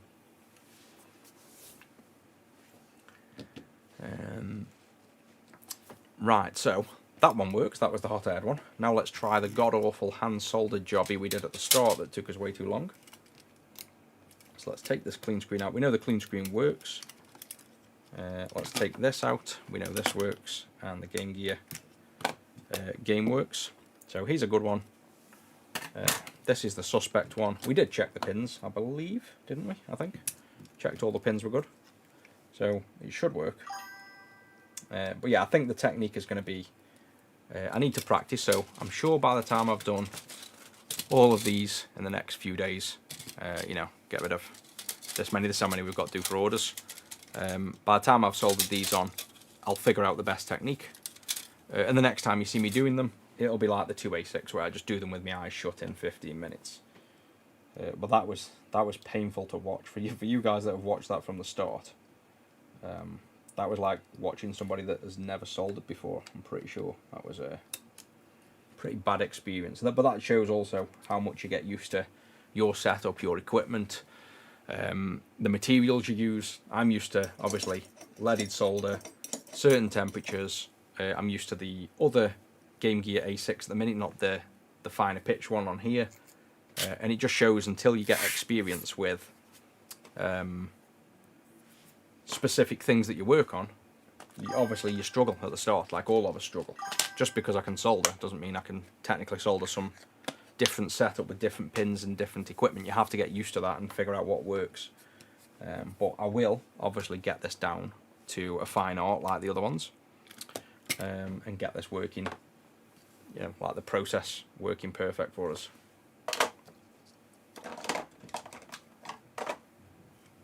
So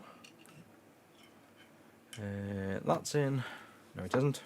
Game in, and then we'll test if this works. Yeah, speaker on, game on. Let's see if this one works. No.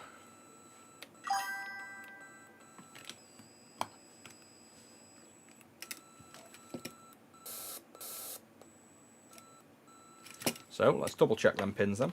I'm going to look under the actual scope for this one because I can't remember whether I did. We had that many problems with this one. I probably gave up giving a shit about this one.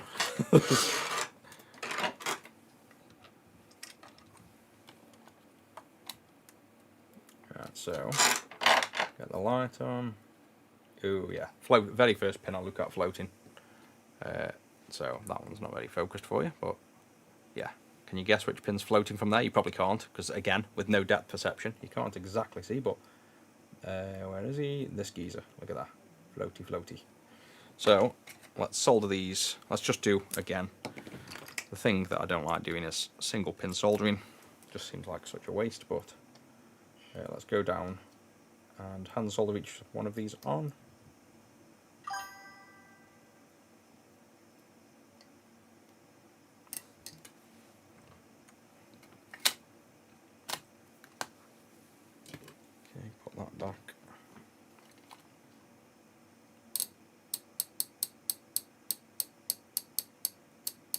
There's no way it's not going to be the first one I check is the only one that's loose. There's no way.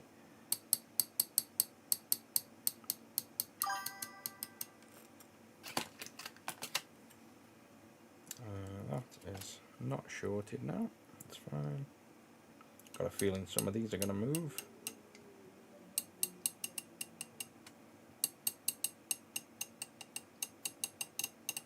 Tell you what, if that's going to be the only one that's loose.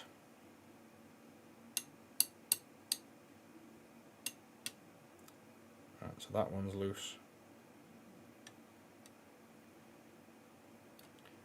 That one's loose. And that one isn't. Yeah, I can see how shit of a job it is with not bending them pins down. To be honest, I don't think them being loose would have mattered because you're joining them all on the board, which means they may be already internally joined. Maybe they're not. But yeah, definitely bend these pins down before you solder. Whichever technique you use, definitely bend these pins down because they stick up. This is like, we've done, like I say, probably done about, I don't know, 20 of these boards already. And they've all had this kind of issue. That's why I kind of wanted to do the video, to practice on them. But yeah, the legs are always up in the air more. Oh, and then the very last one down there is also in the air.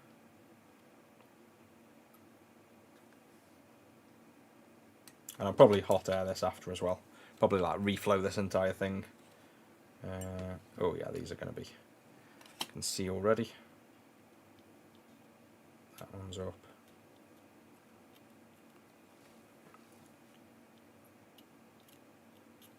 It's almost quicker to just solder the pins than it is check them. Let's turn them around. And drag solder down here. Drag solder, drag test.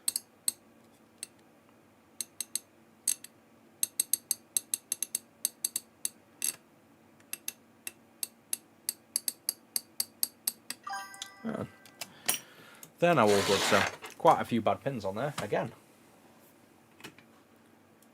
Now let's see if that works. So at least we know the pins are now good. Let's put the sound in. Nope. So it could be that with how bad that was soldered, what you can sometimes get is you can get shorts under the board that you can't see, or you could also have, as bad luck as it is, you could have a bad ASIC. There's no guarantee this ASIC's actually good. So let's just reflow this one for now and see. I mean, this thing has had a lot of work done on it and a lot of messing around. Wow, zoomy everywhere. There we go. So let's just reflow this with the, geez, come into view. There we go. Reflow this with this, and I'll push down once it's warmed up and molten. And then if this doesn't work, we're going to presume it's a bad ASIC because we've checked all the pins. But likelihood is this will probably fix it. It's probably still, there'll be like a hairline join sometimes under the chip from like the lead solder, lead-free solder not melting enough basically, and you just won't see it with your eye. 2 pins soldered together are normal. There's quite a few sections on this this chip where they're meant to be joined. There's 2 at the bottom corner here, so these 2 are meant to be joined. 3 up here are meant to be joined, and 2 up here are meant to be joined. So that's why I've kind of ignored them when you've seen the shorts on there.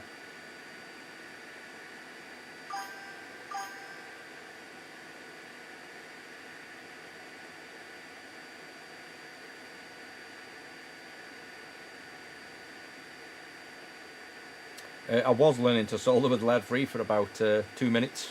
Well, no, probably about 25 minutes of the stream messing around, but yeah, it was awful. Terrible. This is the one we did with lead-free solder, and lo and behold, it doesn't even work. So, just reflowing it now with hot air. I don't know whether I want to push down. What I want to do, I think, instead is fresh flux now it's molten, to really try and get any of those, if there are joins inside, like under the chip, that they kind of reflow. Warm back up. I don't know, like I say, whether I want to push down, because I'll nudge it and move it by mistake as well, which then means we have to start again, really. Right, that'll do on there, and then I kind of do want to push down now. Let's try go straight. There we go. Right. I've managed to push down there without moving the chip, I think.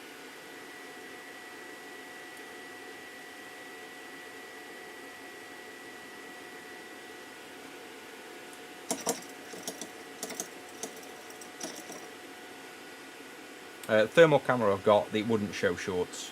It'll only show shorts on power rails, and if it's a dead short on pins, you won't see it either, because an actual dead short with solder will not generate heat. You'll only get heat on shorts that are partial.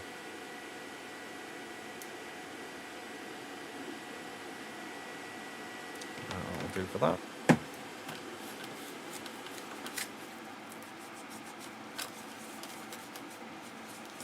And like I say, there's no guarantee this specific ASIC works.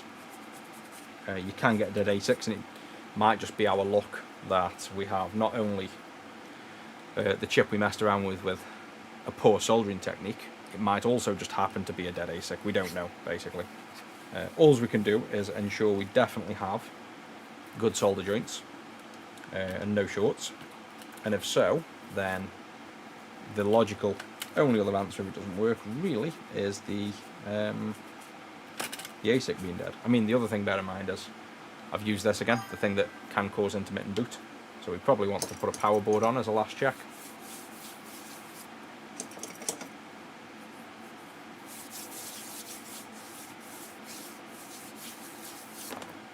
Right then. Clean this desk in while it cools again.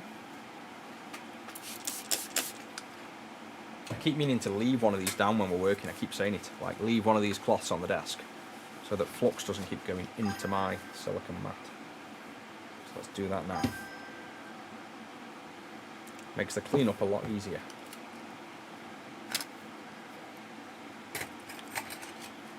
Right, we'll see if this works. If not, we'll have one last look at the pins, because I haven't bothered checking them since I reflowed. But let's just presume this is maybe going to work. Who knows? Chip's cool enough. Nope, same thing. So remove this. Reinstall. Same behaviour.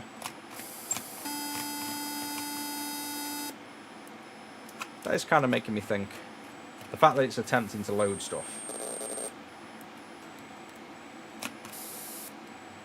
I almost want to say maybe that is. Still, the power not regulated. Ooh, that's high pitch.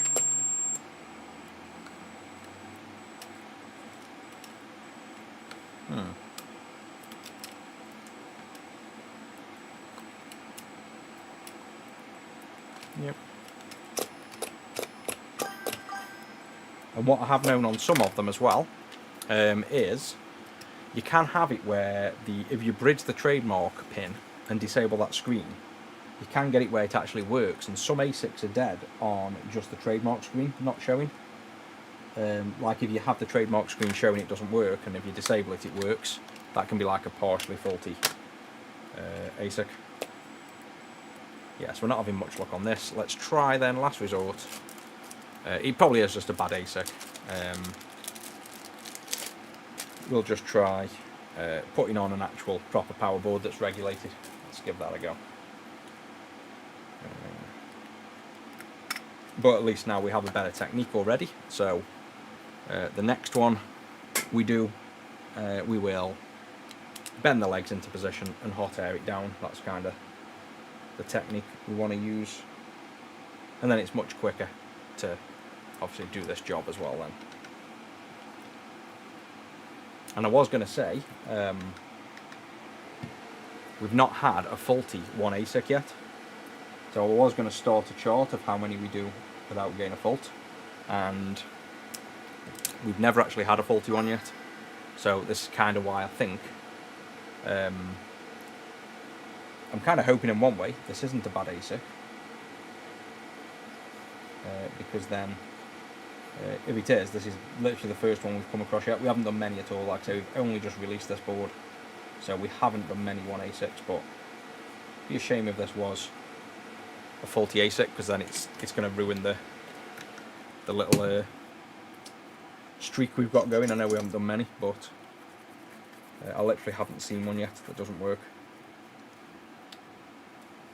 Right, so let's use a proper power board now, which is so this is now going to regulate the power.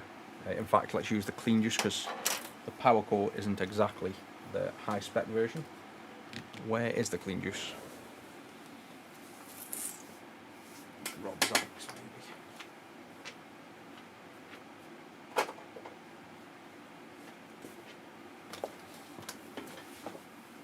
I don't know where mine is, so Steeling's axe.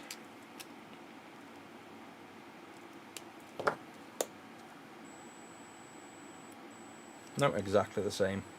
That's a bummer. I guess have a quick look at the pins. We didn't really. I know I said I was going to look at the pins. I don't think we really did we? After I reflowed, it might have lifted some pins up. But it's funny how it's exactly the same visual as before. I think maybe we are just dealing with a dead ASIC, unfortunately. Let's have a quick look at this.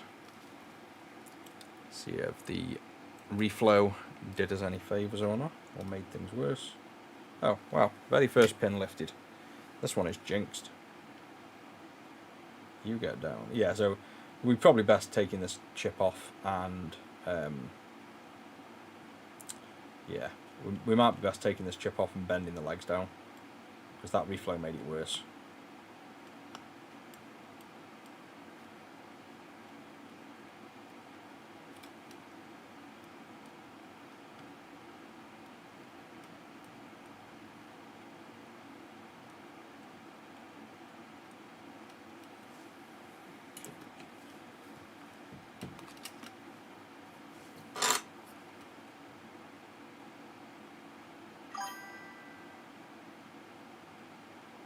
And again, these two pins are meant to be soldered, obviously. They are joined together.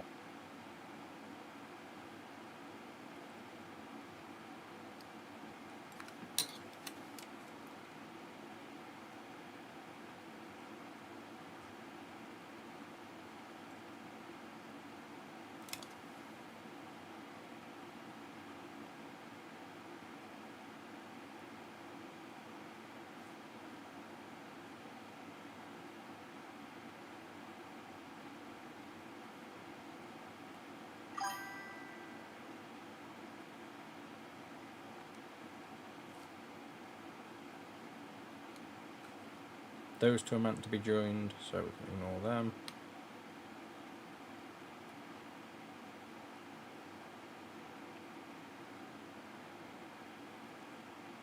Wow, so is it going to be again the case of the only pin that I check first that's loose, nothing else is? Oh no, there we go. Every time I say that I find one. So you are loose as well. That one there.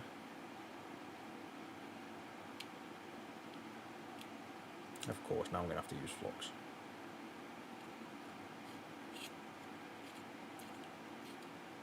Yep, okay.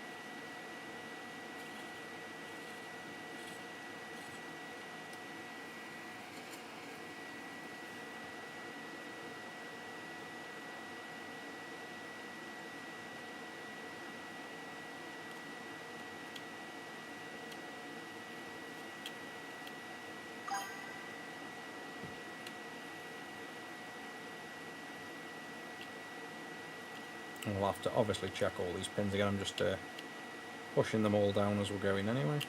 These are all miles in the air. Like every one of these pins is terrible. Definitely need to do that that push. Like I probably literally could have taken this entire chip off and just pushed the pins down way quicker than messing like this. And you can still see it's got the lead-free solder on here that's making the job harder to clear these pins as well. Like you can see how it dries that it's the lead-free solder.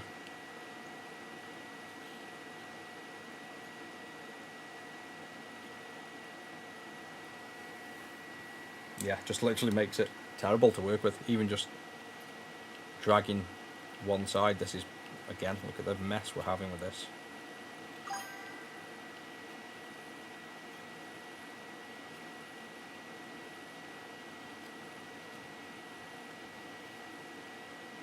Yeah, it just doesn't want to flow at all. It literally does not want to flow.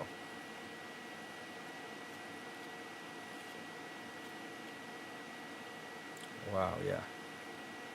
You literally know as soon as you come back to lead-free solder. Like nothing about that wants to flow right, and everything looks like it's loose. Let's go down, let's clean that up. I know you probably haven't seen half of that, but all I was doing was messing with the joints on the lead-free solder part. So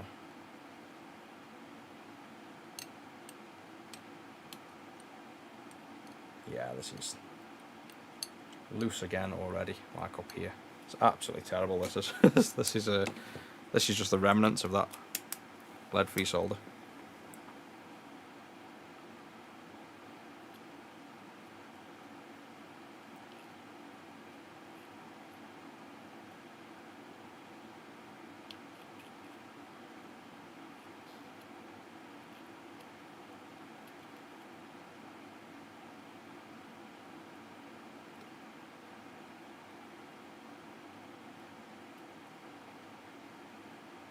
I could have built probably another like 3 just using the new technique than messing with this one.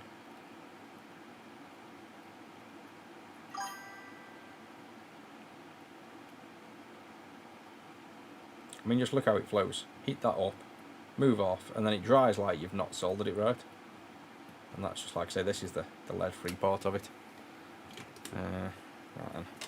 That'll do, because I think any more faffing with that, I might as well just lift it off, clear the solder off, and just do it again with the new technique to be quicker than messing like that.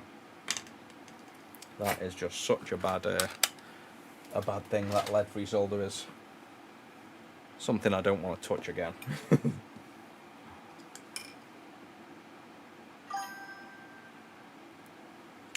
During on about the 6th pin down, yeah, I'll probably have a look in a minute, like I say. It's terrible all over, that one is. Nah, white. So I reckon this chip is probably still good, but I just do not trust them pins at all. Come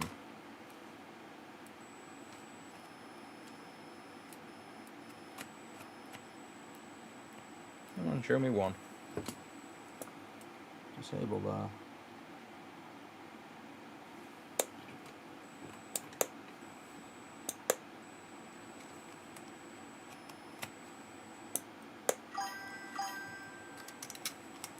Yep. Yeah, that's going to be my excuse. The lead-free's killed it.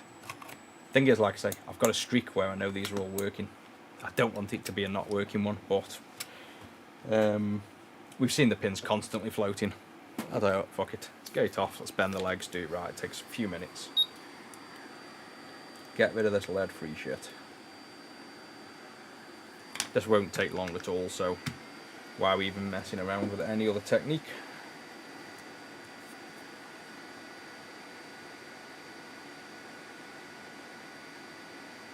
We'll whip this off, desolder wick, put fresh leaded solder back down. We'll bend the pins as best we can, because it's already kind of they've already kind of got flux and solder on and stuff. They might not bend, but we'll soon find out. we'll do what we can.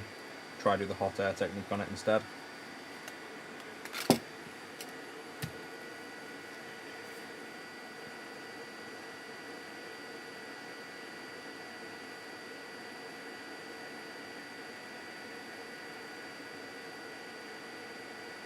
Yeah, all the comments like, that pin's off, this pin's shorted, that pin's shit. that was crazy. Let's never go back to lead-free solder.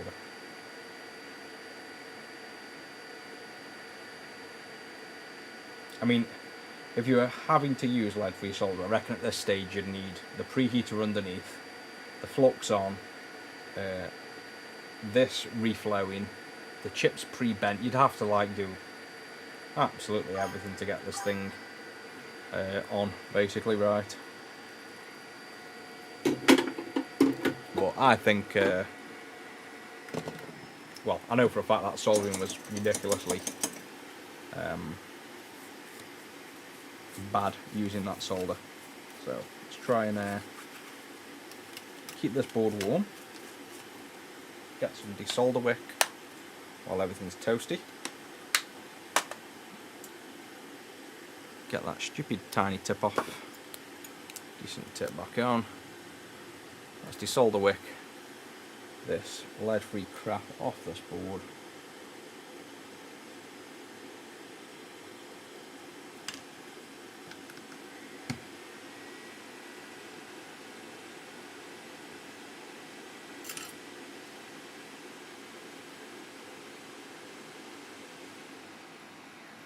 Wow, we didn't even want the desolder wick off. You know what, sorry, let's use another board. Not even going arse with that. Let's get rid of this board.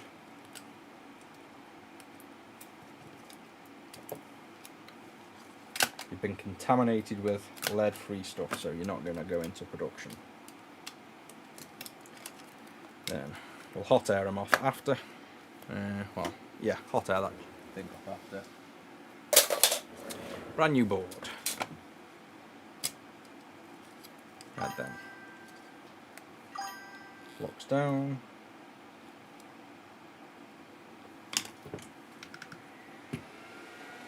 Give me the lead. Let's get all this lead on. Let's go. Beautiful, beautiful lead. Oh, just look how easy it is to work with lead.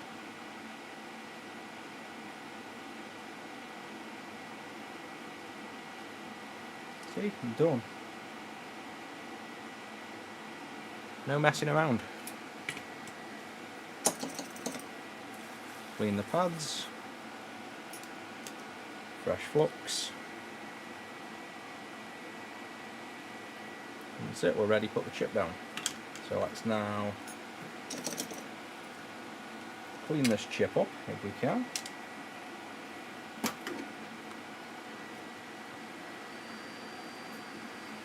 Just going to try and warm this other chip up to get rid of some of the flux in the middle, not that it matters too much.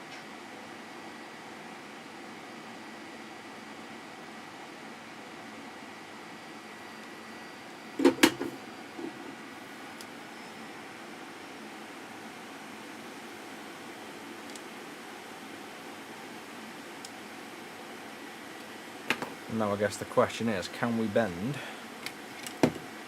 this chip that's already been on and off a few times?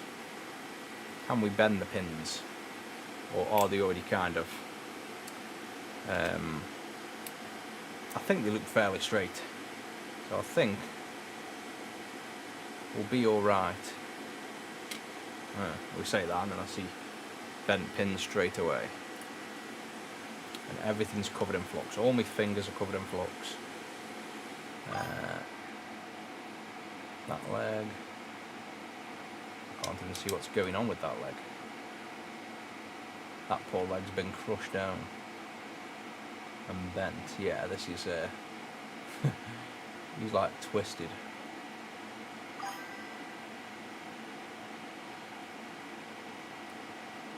Oh, this is going to be terrible. I think these are maybe too bent. If they're in a straight line, there's hope, because I can bend them down more, but this one's bent here a bit much.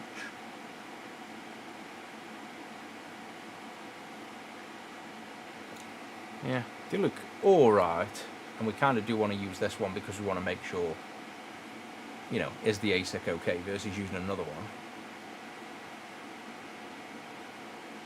But yeah, the pins are a little bit misaligned, which is not going to help us. These I cannot tell what's going on with them with no depth perception at all.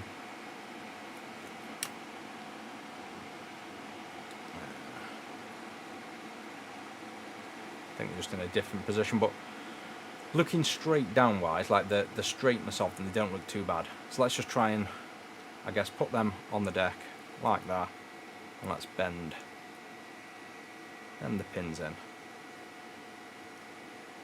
Yeah, there we go.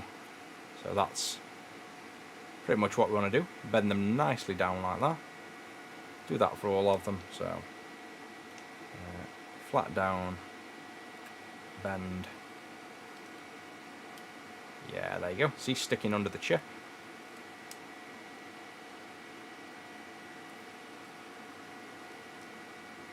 Nice. So I think this will work. Ooh, they look a bit wobbly and bent. So they're done perfectly fine. They're done fine. Maybe they want a bit more.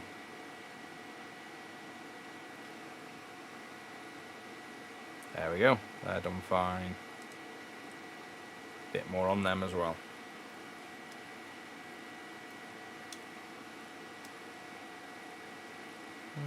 There we go. So that's all of them bent down. Are they in straight enough position? Wow, where have they gone? They're bent down but inwards. Yeah. Yeah, I think we've got about the best hope of this working as it's ever going to work. So there's that. So now let's solder him down.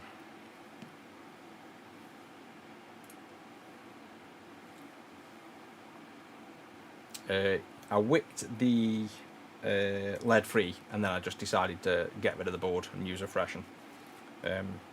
Even the lead free didn't want to wick off, so I just literally chucked another board on. Yeah, I highly doubt the board would be the issue anyway.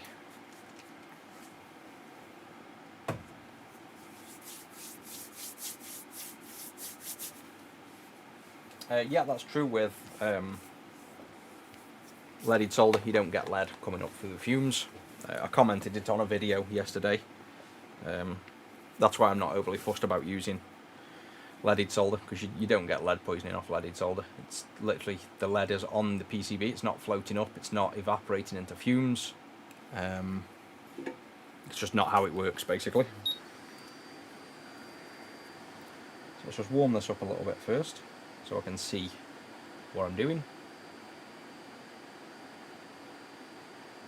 What microscope? This is just an overhead camera. This is a Blackmagic Pocket. Oh wow, this is going to be annoying. Blackmagic Pocket 6K camera above my head. So it's not even a microscope, but I do have a microscope just in Amtech. Right, so we need to align that pin. We don't want it jumping again. I can't be arsed to mess with this if it jumps and I have to solder as well. I'd like this to kind of just be in the right position to start with.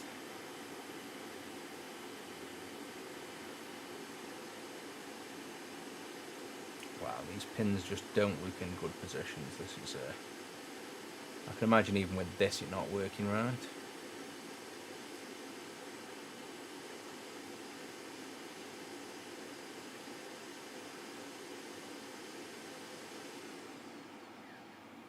Come on, nudge just a bit over. And again, the two ASICs, you don't need to be anywhere near this accurate with things. Right, there we go. I'm going to, as well, I'm going to use my proper original technique. So I brought these nozzles that are obviously designed for doing it over the top. And yes, it works better, but I can't see what I'm doing. So I'm going to go back to my normal way of doing it. Like the way I did it before, I realised I was killing VDPs left, right and centre. That's just to use completely normal nozzle, or just knock it off like that, clearly not even on. You go on there. You sounded like you were on. There we go. Right, let's hope I haven't knocked that chip doing that. Good. Right, so I'm now using a normal nozzle like this, so I can just go around with my hot air, can see what I'm doing, I can add flux when I need.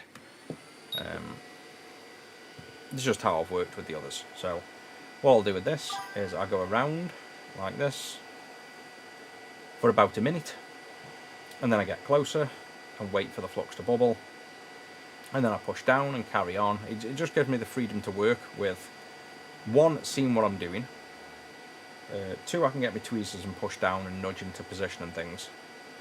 Whereas, yes, using the other tip is going to be quicker. This, though, I think gives you more freedom to do what you need to do.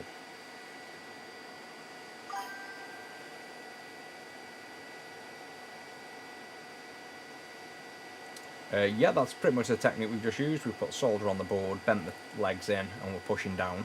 The problem we now have, though, is this chip has already had its legs bent and probed and pushed, and they're not really in the best position, so I think this is going to struggle to get down, to be honest. I'm not holding high hopes that this is actually going to lay flat for us, but we can hope.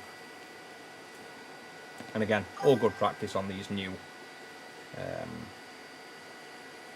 1ASICs. I've not done many, so the more practice the better. Not really a waste of time, it's just all different techniques.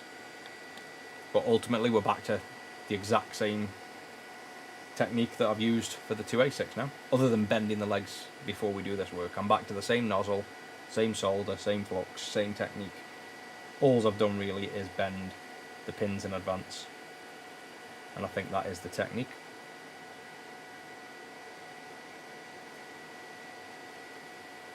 So you can see now the solder starting to melt, and because I'm normally on 480C and this is 330, this is going to take significantly longer to do what I'd normally do,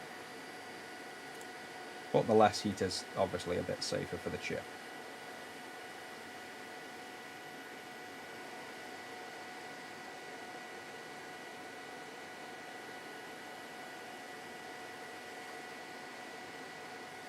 Let's say now we're at the point where I can probably push down on the chip, because most of the pins are staying molten as we push, so push down, nice and firm, and then what I'll do is go around another few times, then I'll apply some fresh solder. Right, now I'll quickly get some solder, apply some fresh,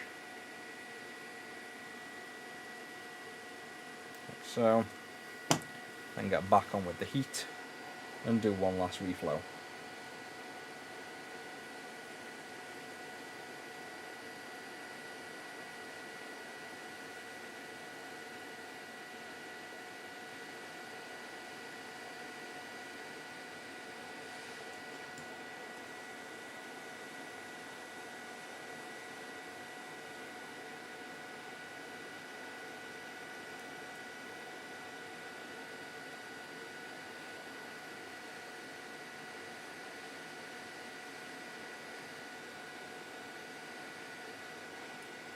And that'll do.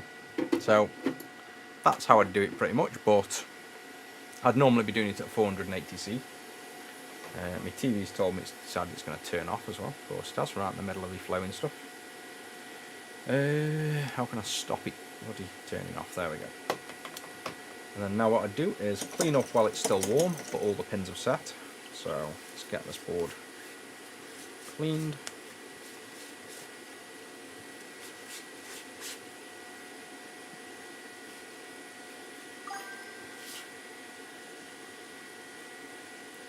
I've wiped more solder paste on than I cleaned off.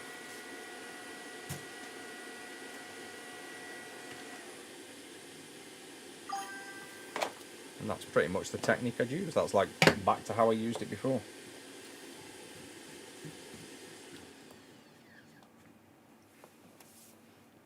Blonde hair stream. I could put blonde in my hair again. I've had it tons. Thing is, now I go proper barbers. I used to go like a hairdressers, if you will, like where women would go. I went there for years and years. Now I go in actual barbers. So I think the barber would shoot me if I said, "Can you dye me hair?" I've never seen a bloke go in there and have his hair dyed. Whereas when you go a women's hairdressers, it's no matter. Just ask them to dye your hair, they'll do it, no problem. But yeah, going to barbers and telling them to dye your hair, I'll probably get chucked out. And that is all on good. Do we really want to test if the pins are soldered well? I guess we're going to have to, aren't we, really? We're going to have to look at this and see. I kind of don't want to. I want to just pretend everything's okay. Let's have a look at the new technique. The only reason I'm not overly confident is because this was obviously messed with and these pins weren't in the best position to start with.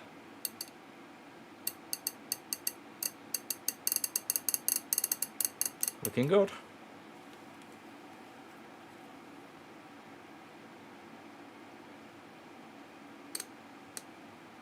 Oh, there you go. Still shit.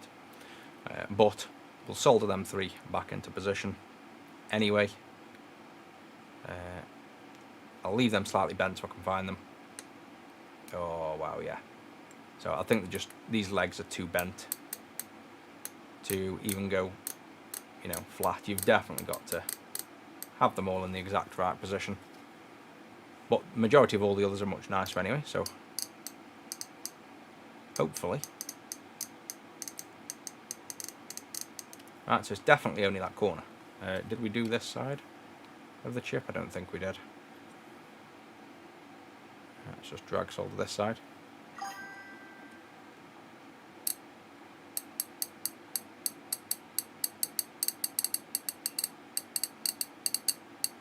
Good. So the only thing we've got to deal with is just this little bit here. So these few pins. So luckily, and they're the pins that were popped off before. That might give us a bit more hope that this is definitely soldered on well. We just have these few pins here, really. So I'm not overly fussed at that. I'm going to have to put flux on there. Go back to this.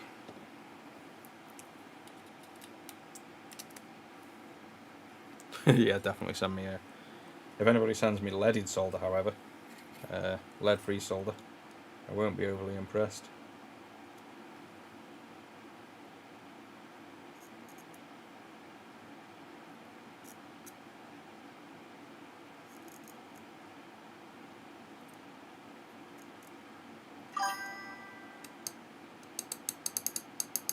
There we go. Definitely good. Right, so we can be absolutely assured now that the soldering isn't the problem this time. So other than that little pin being off there, we've seen everything else good. So last attempt, and then if this gives us identical results, we know the ASIC is unfortunately bad, because that's definitely on right. Like, I'm confident that soldering is perfectly fine now. If this does work, then we know the lead-free soldering was the problem. Wow, everything is good. I'm going to have to put myself in the dishwasher, covered in flux. Everything I'm touching has got flux on.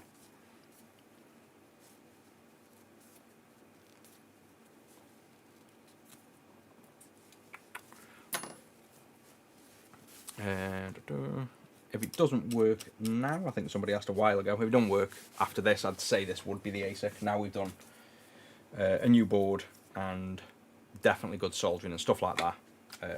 You would basically conclude that the ASIC is bad at this point if this doesn't work.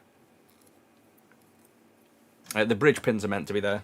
There's multiple bridge pins on the ASIC that are bridged on the actual PCB.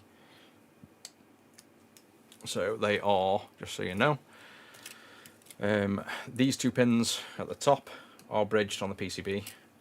These 2 pins down here are bridged on the PCB, and pins 6, 7 and 8 down here are all bridged together. They're meant to be bridged. They're actually bridged on the chip itself. So they are like purposeful shorts, if you will. Right, so that's on That's in. This game's in. And then USB. What do we get? Oh look, it works. So just, if you have lead-free solder, just bin it. It's fucking awful. Stick with leaded and you can't go wrong. And that's all good. So I don't think we've got that on. But yeah, you can see no mither. Restarts, loads up, restarts, loads up. So we're all good there. That's two working. So we haven't yet had a bad ASIC yet. I think the main issue with these is they are an absolute bitch to solder. So you definitely need to bend the pins down. And then you need to hot air them on. And you need to use leaded solder. Like, definitely. That's the take homes from this, I think. That's how you do them. So again, a bit more practice and I'll get these much better. I'll get these down to like the 2 ASICs nice and easy. But at least that's two built. Obviously it took forever because we were practicing new techniques. And now I'm, like I say, I'm covered in flux everywhere and everything I touch. But it's, at least they're working. So that'll be it for this one, guys. It's going to get some food now. If you've subbed on Twitch or you're a member on YouTube, I'll be doing the sub-only stream tomorrow at 4:30, I think. Yeah, 4:30 UK time. We are going over, I think, using the multimeter, teaching you all the functions of the multimeter and stuff. So if you want to join that, just obviously be a member on YouTube or sub on Twitch. I think Twitch is a bit cheaper, but whichever you want to do, that'll be wicked. And if not, I'll probably do a normal stream in the next few days anyway. And if I missed your comments, just apologies on this one. We've had like quite a lot of comments flying in, a bit too many to keep track of while I'm working. So I do try to answer comments, but I might have missed some as I'm going. I'm probably going to stick as well to not using these.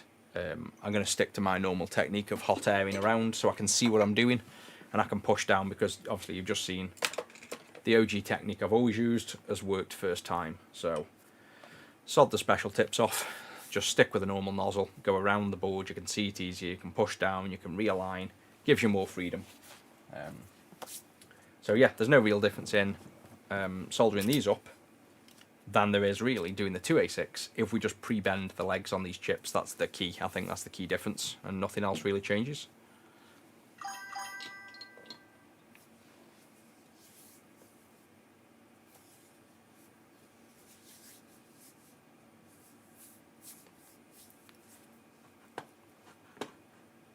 Is this a recording?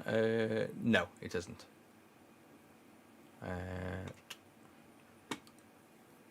And that, yeah, just people shouting with bridge pins. That was obviously, like I say, there's the PCB itself has bridged pins by design, because them pins are all together. So the bottom corner and the top corner are literally grounds that join together, and the 3 down the middle I think are also grounds. I can't remember. Obviously I made the PCB, I could check, but that's why you see them join.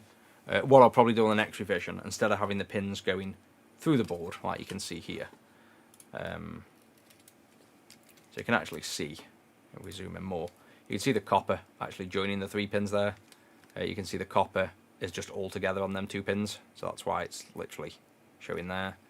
And at the bottom here, again, you can see how they look different. It's because it's all one ground plane. So what I'll probably do, instead of them joining through this way, I'll send the traces out forward so they don't appear to join when you solder them. Just because so many people get confused with that and think they've got to join when they haven't. So I'll do that on the next revision, basically.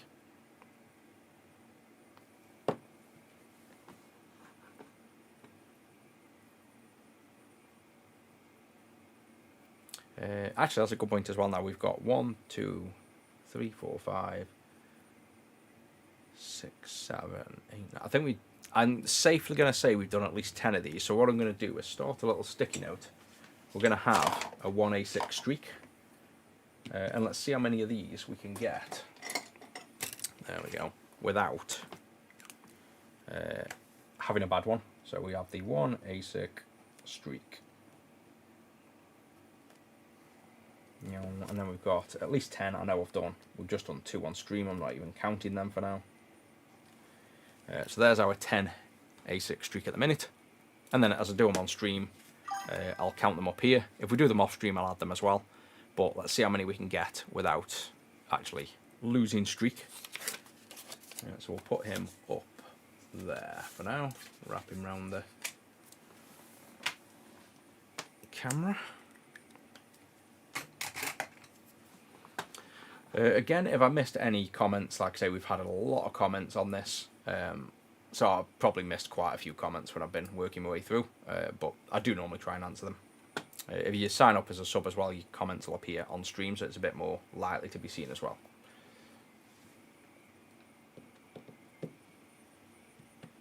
Yeah, I designed this PCB. This is fully like this entire thing I've made, designed and produced. I make hardware, got tons of hardware. The power board you've seen me using. This thing, designed this and obviously made this. Made a different version. Got audio boards I've made. Like audio boards there that go for it. I've got some prototypes we haven't got to yet. GBC Clean Light RGB. That's finally built and tested. The Mega Drive 2 Clean RGB are now done and mass produced, but we don't have the cables for another week, so I won't bother listing them because nobody wants the Clean RGB without the actual cable. It's kind of useless. This goes inside a Game Gear, yeah. So we got any built? Yeah, we've got. No, that's a Lynx. I don't think we've got any Game Gears out at the minute. We're building them. Yeah, we're building them all, but they go in. Like this is a laminated shell thing, but like, you know, here's the housing. This one's one with our logo. We do them with the Game Gear as well. This board sits inside, so you flip over. You've got plastic buttons that go in there and rubbers. This then sits in there. Turn it round, and then obviously your buttons hit there. Your screen then goes through the lens, and then it builds a Game Gear up.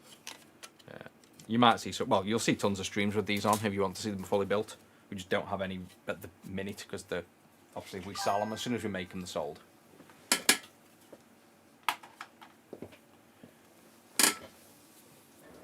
So yeah, that's it, guys. I will catch you tomorrow for the subs and whenever for everybody else. OLED Game Gear, not really a point. I've got IPS. We could do OLED, I just don't think it's really high on the agenda at the minute. And see everybody in the next